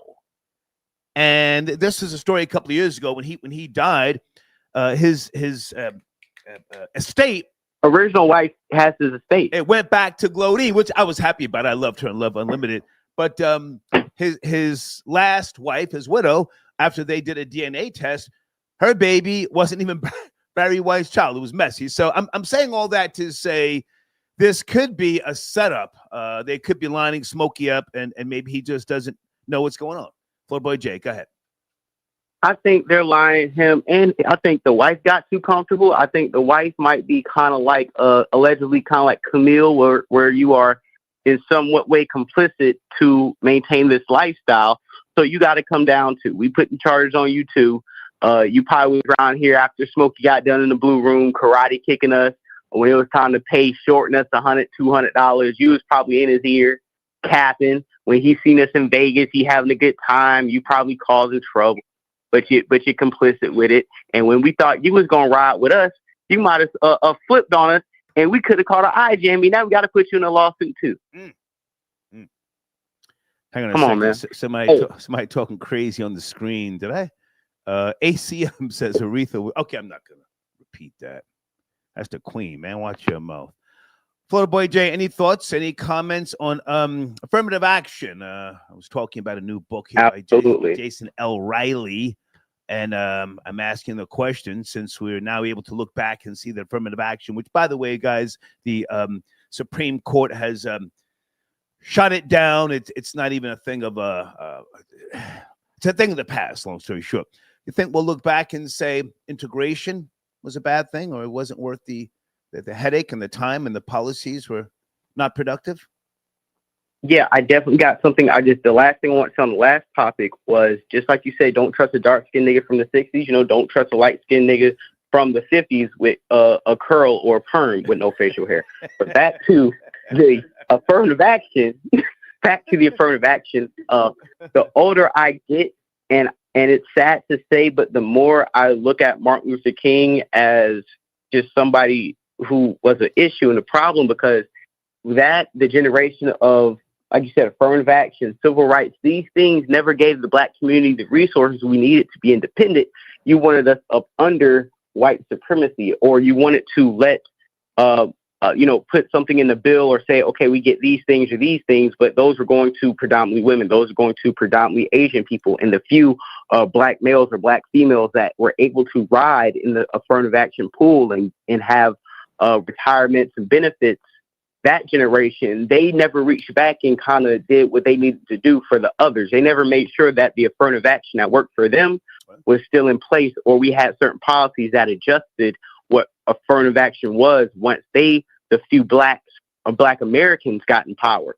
I mean, we say all the time that, in the 60s it got better, or the 70s and things changed, but what changed outside of being able to have interracial relationships and not be in danger, or got to move in a neighborhood where your kid got called all types of names? The only thing affirmative action did and civil rights did was subjugate us firsthand to people we don't like, and it made us, I feel like, shift and kind of conform in an environment that we didn't have to be in to thrive in. Area code 702. Good afternoon. Please watch the language. We're having a discussion about Smokey Robinson or affirmative action. Are you there? 702. Yes, sir. Yes, sir. Star. This is Ramon calling from Las Vegas. Hey, man. How are you? I'm doing wonderful. Thank you. No, affirmative action has not helped us. The primary beneficiary of affirmative action is white women. Come on. Piggyback on a little bit what number 9 was saying. I appreciate daytime number 9 when he's focused because he was cooking. He's cooking. Even though I don't agree with I don't agree with a lot of the stuff that he says, but you can't really denounce what he was saying. As far as integration, or a very good example of how it wasn't good for us was the Negro Leagues. Very popular, made more money than the major leagues. And what we were happy to see? Jackie Robinson move over, Satchel Paige move over, and Negro Leagues went away, which was a superior product. And we got the major leagues, and we got the. Let me jump in. And if you look at baseball now, Major League Baseball, I don't even know what the percentage is. It's so low. Photo Boy Jay, can you Google that? Major League black Major League Baseball players. It's not even a thing now. But good. So you were saying? Be specific. FBAs is very low. Most of the black players are from the Caribbean or from somewhere else. Yeah. So what we primarily need, we don't need affirmative action. We need to be left alone. What I mean by left alone is no government interference, protection from people who, racists who would do harm to us, equal protection under the law. That's all we need at this point. Well, after we get the reparations, then you can leave us alone. But reparations. Correct. No, reparations first. Reparations first. Correct. Come on. And then just to touch on what the lady was saying, the 67-year-old lady, she has family from Michigan and family from Arkansas, both places that have a high percentage of indigenous tribes that weren't part of the 5 civilized tribes. So people, and she was claiming Africa, but doesn't know where in Africa. But nobody in Africa is claiming her. So why would you claim Africa? You have to do the research. I got to jump in and say I appreciate her calling, and I hear what you're saying. I was trying to get to the bottom of where her family is actually from. But, listen, she's older than me, so I'm respectful, and I hope that she does. And no disrespect to her. Yeah. Absolutely. But, there are people who feel different about affirmative action, integration, and I want them to speak without me trying to cut them off. Go ahead, sir. Yeah, so I was just saying, you have indigenous tribes from the Michigan area. My family, Creek Indian from the Arkansas, Alabama area. So you just got to do the research because, and all respect to her, because she's an older lady. I'm 44, she's 67. So yeah, that's all I have to say. Thank you, Star. I appreciate you, man. Thank you. Okay. Thank you. All right, Floor Boy Jay, what do you got? The percentage of baseball players that are black, FBA, if you will, or anything other than Caribbean. Just as late as 2024, the percentage of African American or Black American FBA Major League Baseball players on opening day rosters was 6%. That's a slight decrease from 2023, which is at a 6.2%. That's sad. And the percentage of black players in the MLB is currently at a historically low point. Wow. But it did go back up as of April 11th, 2025, back up to 6.2% as of MLB.com. That's crazy. That's crazy. I don't have the clip, or maybe I do have the clip since I'm playing videos this afternoon. Minister Nori. Hang on a second. Minister Nori Muhammad, who I've always been fond of, he sat down with Cam Newton and he presents stats and data. Do you know who Minister Nori Muhammad is, Florida Boy Jay? Yes. A light-skinned FOI member. He is a very articulate. With the fade. I know who you're talking about, right? Yeah. I wish I could find that clip because hold on a second. He gave a breakdown. I'm not sure how accurate it was with regards to black men trying to get into the NBA and the I'll see if I can find it while while we're talking, but it was a very, very good clip. Guys, on the screen, one of my sponsors, youtube.com/@SpiritSmoothTunes. Please check them out. Tell them I sent you. And other sponsors as well. You can always email with regards to a media deck, and we send you analytics so you can see what the show here does and if it can, in fact, help you. Hold on, Florida Boy Jay. Dre at Grave Shift. Star Pill, he spells it P. Bill Cosby also told on himself in a videotape deposition, people need to cut the nonsense.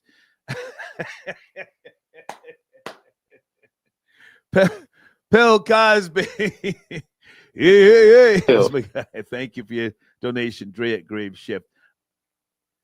Area code 678. Good afternoon. Please watch the language. Are you there? 678.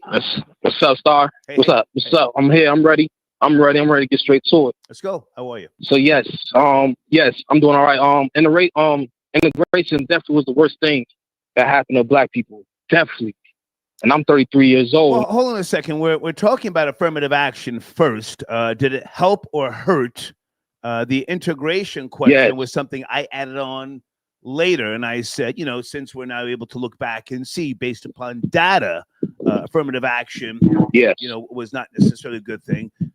So can we address that first? Affirmative action, in your opinion? Yes, it definitely hurted the Black community. It definitely hurted, Black people, because you gotta understand the person that benefited the most from that. A lot of noise coming from your line, sir. Can you make the adjustments? There's noise coming from your line, please. Yeah.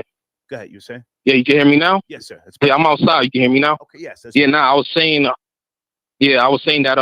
the person that benefited the most from it was white women and other race group later on. Okay. Other nationalities later on, and we basically was the butt of the joke, or the butt of it. It was a joke.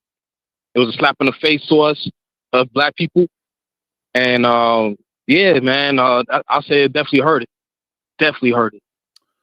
Okay. Definitely. So the question about integration, I'm looking at 50 years down the road. Do you think sooner we'll look back and say, hey, there's a lot of trauma, unresolved issues, things that have affected even the reality of reparations, because a lot of people say, well, you Blacks got it good now. You're athletes, you're entertainers. Well, nobody owes you reparations. Go ahead and speak to that. Integration. Yeah, integration, man. You saying 50 years down the line, man? I feel like it was a slap in the face right now. Integration was definitely the worst thing that happened to Black people. Definitely. Integration, I prefer that. My perspective that integration. Did you say immigration or integration? You lost me. Integration. Okay. Integration. I feel like it led to affirmative action. It led to a lot of things, man, that definitely hurted the Black community. Integration was just definitely the worst thing. Integration to me started a lot of self-hate. It produced a lot of self-hate. Very good point. Take your time. Very good point. Integration, say that again, developed a lot of self-hate. Hey. That's a fact. Yes, sir. It definitely produced a lot of self-hate because, it's basically saying, hey, let's get along. Let's get along with each other, Black people. Let's stop enough of this revolution stuff. Let's just bury the hatchet. Let's just do the peace thing. Let's piece it up. Yeah. And then that right there is to constantly have Black men who want to, pursue sexual relationship with white women, and the other way of Black women wanting to pursue sexual relationship with white men, and the whole mixed kid thing happening. What about the white women pursuing Black men? White women with Black men? I'm not with that, honestly, man. No, hang on. So what about the white women throughout history pursuing Black men? How about them? Yeah, so my thing is this. I think Black men should have just let it be as like flattering. Like, just don't go all the way with that, because we don't have the luxury to be doing that. You know, and it's still not the climate to be doing that. Okay. Okay. You know, because the name of the game is to dominate and rule. You know, dominate, rule as a race, and then you could do all that. Okay. But you know, it's just man. Integration, affirmative action definitely was the worst thing that happened to the black people. Okay, I appreciate the call, to the black community. Appreciate the call. Appreciate you, Star. Yes, Salute. sir. Salute. Okay, everybody, hold on. Florida boy Jay, where do you want to go? Yeah, man. I'm about to peel up out of here from the starport, but I want to let everybody know that I appreciate the support. I got over 121,000 views on TikTok the last 7 days. It didn't take me a month. The last 7 days, I got over 121,000 views on there.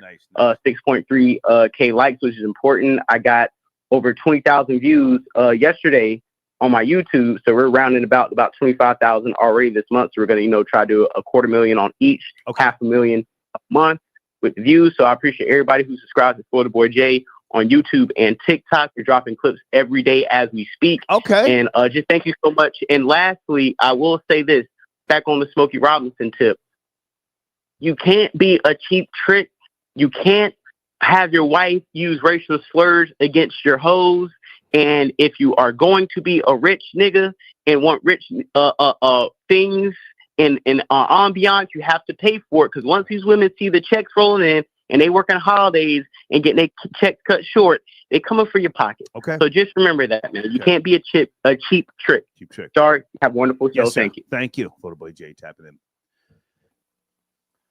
619, good afternoon. Please watch the language. We're having a discussion about Smokey Robinson and affirmative action. Are you there? 619? Yeah, man. Blessed. Bless. How are you, sir? So, I'm going to speak from the standpoint of being an immigrant. Okay. Right? Being Jamaican. Okay. So, when I look at America from a historical standpoint, I don't think integration, affirmative action is a bad thing. Okay.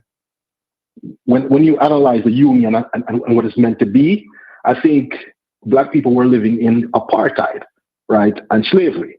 So in order to correct that, you had to have affirmative action and integration, which some could say is an overcorrection, but it wasn't. You had to have it.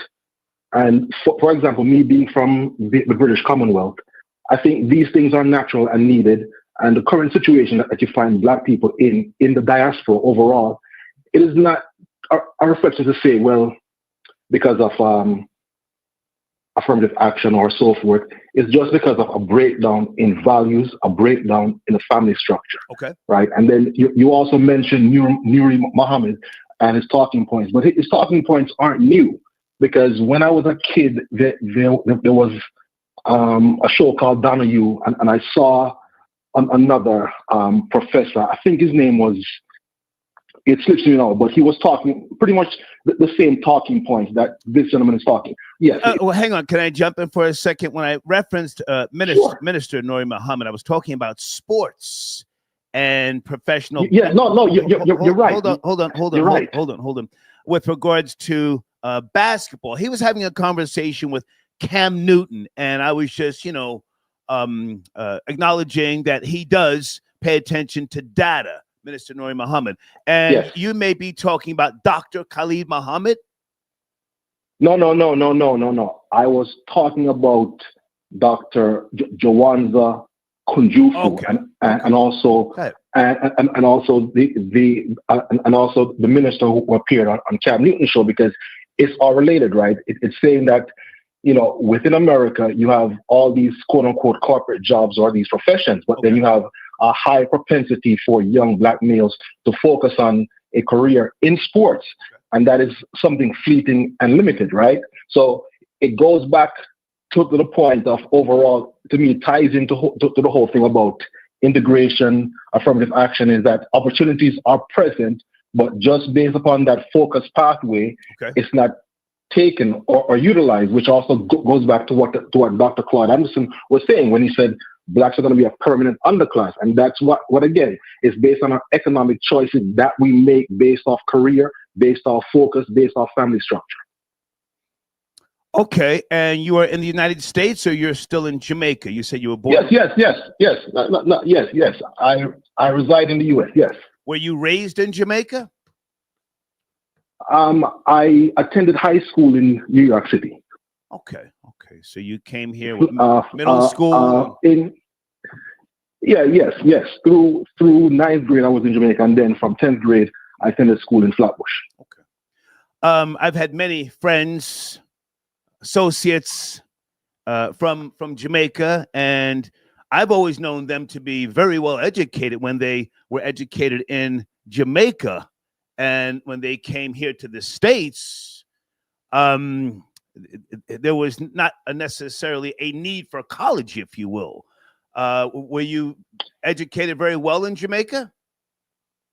Well, yes, I finished ninth grade there. I finished high school here in New York City. I don't live in New York anymore, but finished high school there, went to university, did the master's degree thing and all that type of stuff in STEM area. Yeah, because they teach, from what I've always heard, I've never been to Jamaica, world history in Jamaica, as opposed to just Jamaican history and certain things with regards to the UK. But okay, well, listen, I'm letting you speak, and I appreciate you chiming in. But now you yourself have benefited from affirmative action here in America. You benefited? It's possible that living here, yes, it's possible. I'm not so sure, but it is possible, right? Because put it this way, as I've looked at affirmative action, it hasn't really, to me, benefited Black people, because necessarily we're not going in the vein of the professions to benefit, or even applying to certain university programs to benefit. So that's where other groups that are non-Black groups would benefit, because it's not just a Black thing, affirmative action, when you study it. It's for other races and other sexes of people, right? Yeah, and I'm not trying to say you're wrong. I'm not trying to say that, but yes, many Blacks, if you will, from Jamaica and other parts of the Caribbean, they have benefited from affirmative action here in America. But now, I don't remember the numbers, but London and other places in the UK wouldn't allow, or they would only allow a certain amount of Jamaicans per year to come in, right? Even though you were technically a British subject. Correct me if I'm wrong. Well, hang on. No. Hold on. I want to ask, and then you can tell me whether I'm right or wrong. They wouldn't allow Jamaicans in England and other places, possibly even Birmingham, past a certain number. Or is that like some old shit? I forget. Yeah, it's an old thing, right? Because old in a sense that's probably from my grandparents' time, That's from the 80s, sir, and the 90s. That's the 80s and the 90s. I think even prior to that, in more recent times, it's that's why you had to come here. That's why you had to come here, because England England wouldn't let a certain amount in there. But good, land your plane. I'm just want to put that on the table. No, listen, I think affirmative action was a necessary correction, and I don't think it impeded Black people's progress. Okay. Again, my whole point is that it's about family structure, behavior, because, for example, when I was living in New York and came to high school there, I was stunned where it was free school. And I was like, wait a minute, you don't have to pay to come here. It's free. And people didn't appreciate it nor respect the free education system. So that also plays into certain aspects. But then I also understand, the social blight and those other things, the distractions and so forth. But again, I think it was a necessary action to fit into the whole narrative of where the union had to be, because case in point, America had a system of apartheid in place. And in order to take the union to where it had to be, you had to go get rid of it. And Black people are in the bottom trenches of the economic system right now, just based off not doing certain things as a family and as a group and as a unit, and also not pursuing the correct studies from an educational standpoint. Okay. I appreciate the call. Thank you for taking the call. Yes, I appreciate it. Thank you. Area code 914. You'll be my last caller before I take my break. Are you there? 914. Good afternoon. Yes. Yes. Peace. Peace. Peace. Can you hear me? Peace. How are you, sir? Peace. I'm fine. I wanted to start with regarding Smokey, if that's okay. Yes, Smokey Robinson being accused of egregious behavior. Go ahead. Now, most of what we get in trouble for in life is not knowing the legal definition of what we did. Any unwanted touch, kiss, statement, brush up against you the wrong way is considered sexual assault. And 90% of the people that have been sexually assaulted by people never get to see a case go the light of day because they don't have $20,000 to $40,000 to get an attorney to hire to get the justice that they feel they deserve. And when they do sue, like I've sued someone for something, you don't get the money because you're not able to get the money because they can just simply say, we don't have it. So when it's a high profile person who's probably done the legal definition of sexual assault, I'm not going to use any names, many times, maybe not even intentionally, they are a better candidate for the lawyer. The lawyer will say, okay, you're Mr. So-and-so, such and so, you're worth $100 million. I'll take this case because I'm going to get something on the back end. I'm going to get 1/3 of whatever you get. That's what the lawyer gets. So it's not like these people are waiting, and people say this other nonsense with victims. I worked in psychiatry.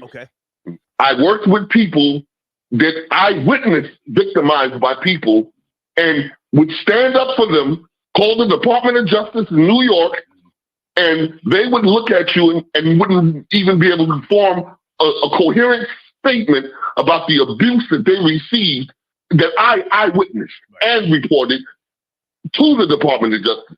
What happened? I don't remember. A year later, they'll remember, Greg, that guy touched me. You were there. I said, well, I tried to help you. If I can jump in for a second, if I can jump in, I'm not one of those people who condemns someone for coming up, 20, 30 years later. I've broken stories by way of journalism, and it's yes, I saw. Yeah, it can be a lot of suppressed and hidden pain. Everybody doesn't want to come forward. Some people try to just again suppress it and move on. So I would never clown people for popping up. But at the same time, I'm not one of those people believe all women. I don't support that. Smokey, I forget the numbers, but when Barry Gordy got broken off or sold Motown, whatever, Smokey got a hell of a paycheck too because he wrote a huge amount of hits, and I forget his equity. I don't know if he had royalties or publishing. Equity. He might have had publishing deal. Yeah, but Smokey's loaded. He's loaded, man. I think he's worth $200 million right now. Go ahead. Correct. You touched on the thing earlier. You spoke. I believe it was today. Sometimes I forget. Spanish Fly. When I was in the 80s, we bought Spanish Fly at the bodega, and the deal was easy, sir. Do not incriminate yourself. Spanish Fly. Easy. Don't incriminate yourself. No. I didn't. I'm going to tell you the story, and you're going to understand. So things went on, blah blah blah. A 4-on-1. I saw a woman 20 years later, and she said, "Thank you for not doing what was done to me."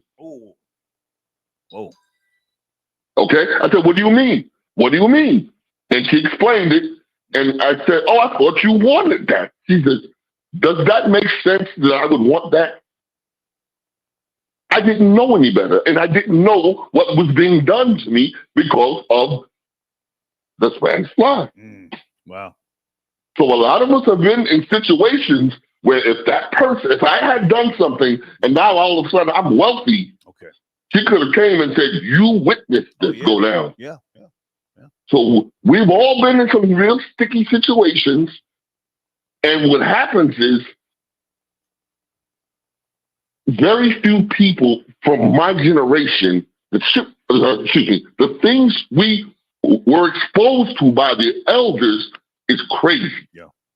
And it doesn't fly with this young generation because they're normal. Right. They haven't been exposed to the. But how old are you, sir? That was pervasive. How old are you? I'm 58. Born in 66. Okay. Power Ocho. I'm 58. Okay. So now, hang on. Now, what about the females? What about the females who were getting high with us back in the days? And they get older. They don't have insurance. They're missing teeth. They got all sorts of ailments, and they're looking for a bag. And they say, "Oh, you raped me once upon a time." What about those females? They're out there too. I heard a come up is the best revenge. A woman once told me, "A come up is the best revenge." Damn. Okay. I got to take a break, sir. I appreciate your call. Peace, God. Peace. Okay. Area code 614. Please watch the language. Good evening. Are you there? 614. 614. Yeah, I'm here. So. How are you? It's cracking. I'm doing good. How are you, sir? I'm good, man. We're discussing Smokey Robinson, sexual assault, allegations, accusations. What say you? It's all bad. Because the women, no matter if you've ever even spoke to this person, you have a way to come up.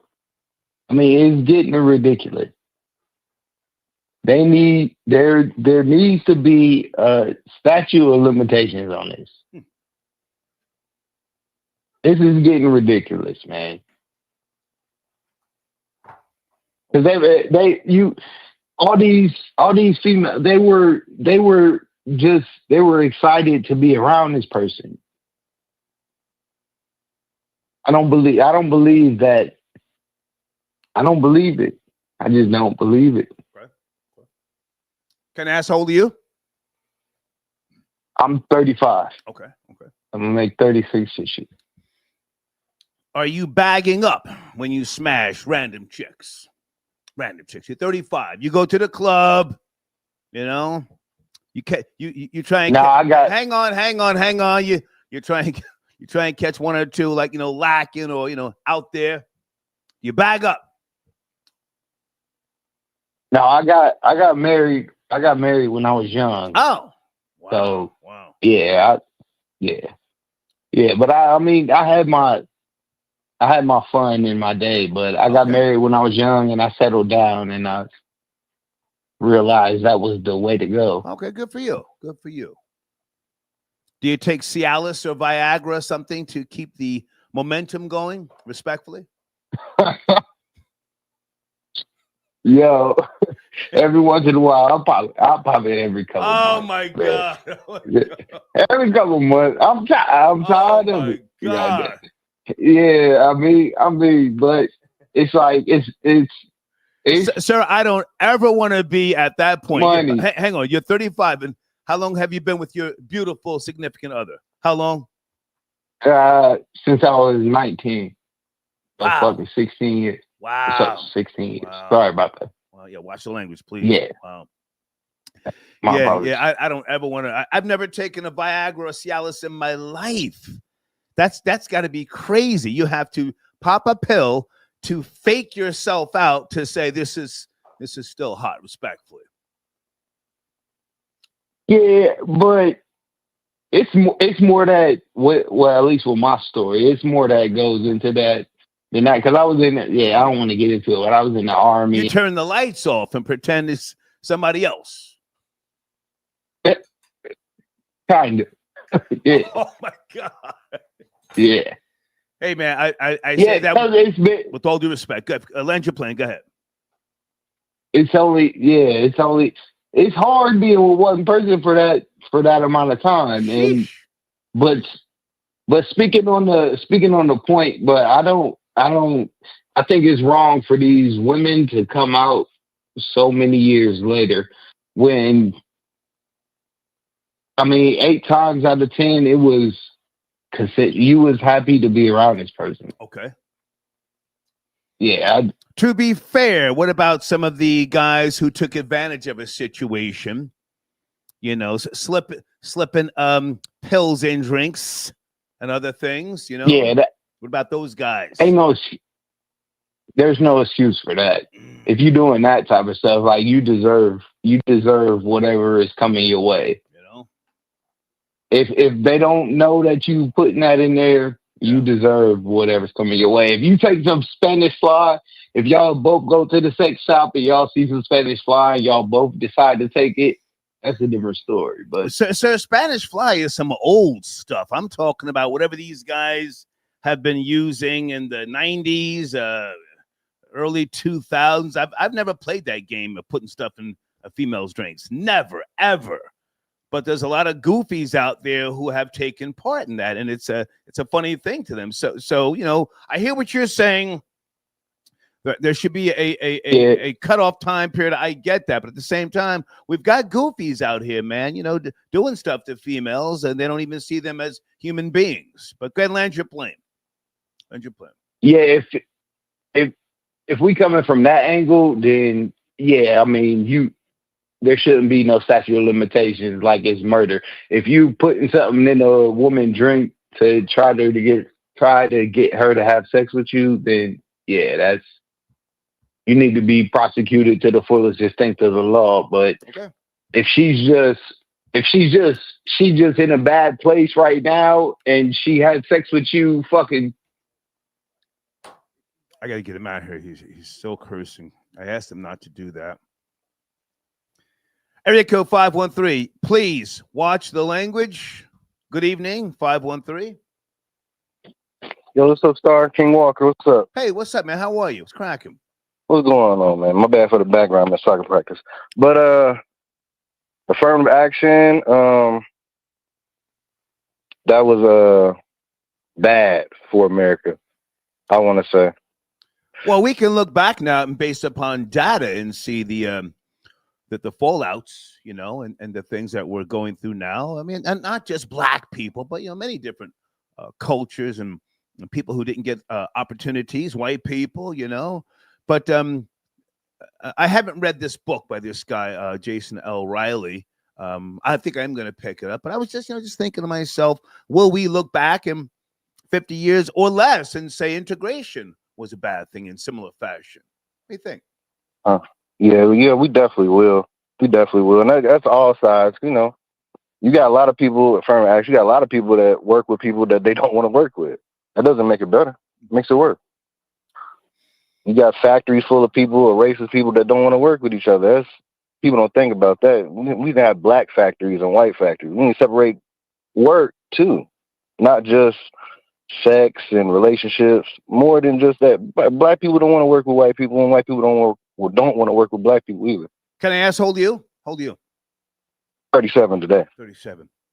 Would you be okay with going to a restaurant, you and your significant other, you know, at some point in the future, after we, you know, possibly realize that integration was not a good thing, and you're hungry, you come up to the door, and then there's a sign there. By law, they can do this. The sign says, "White customers preferred." I'll probably go home and go eat. I'll be cool with that. I don't have a problem with that. Me being black, I don't have a problem with that. I would be cool with that.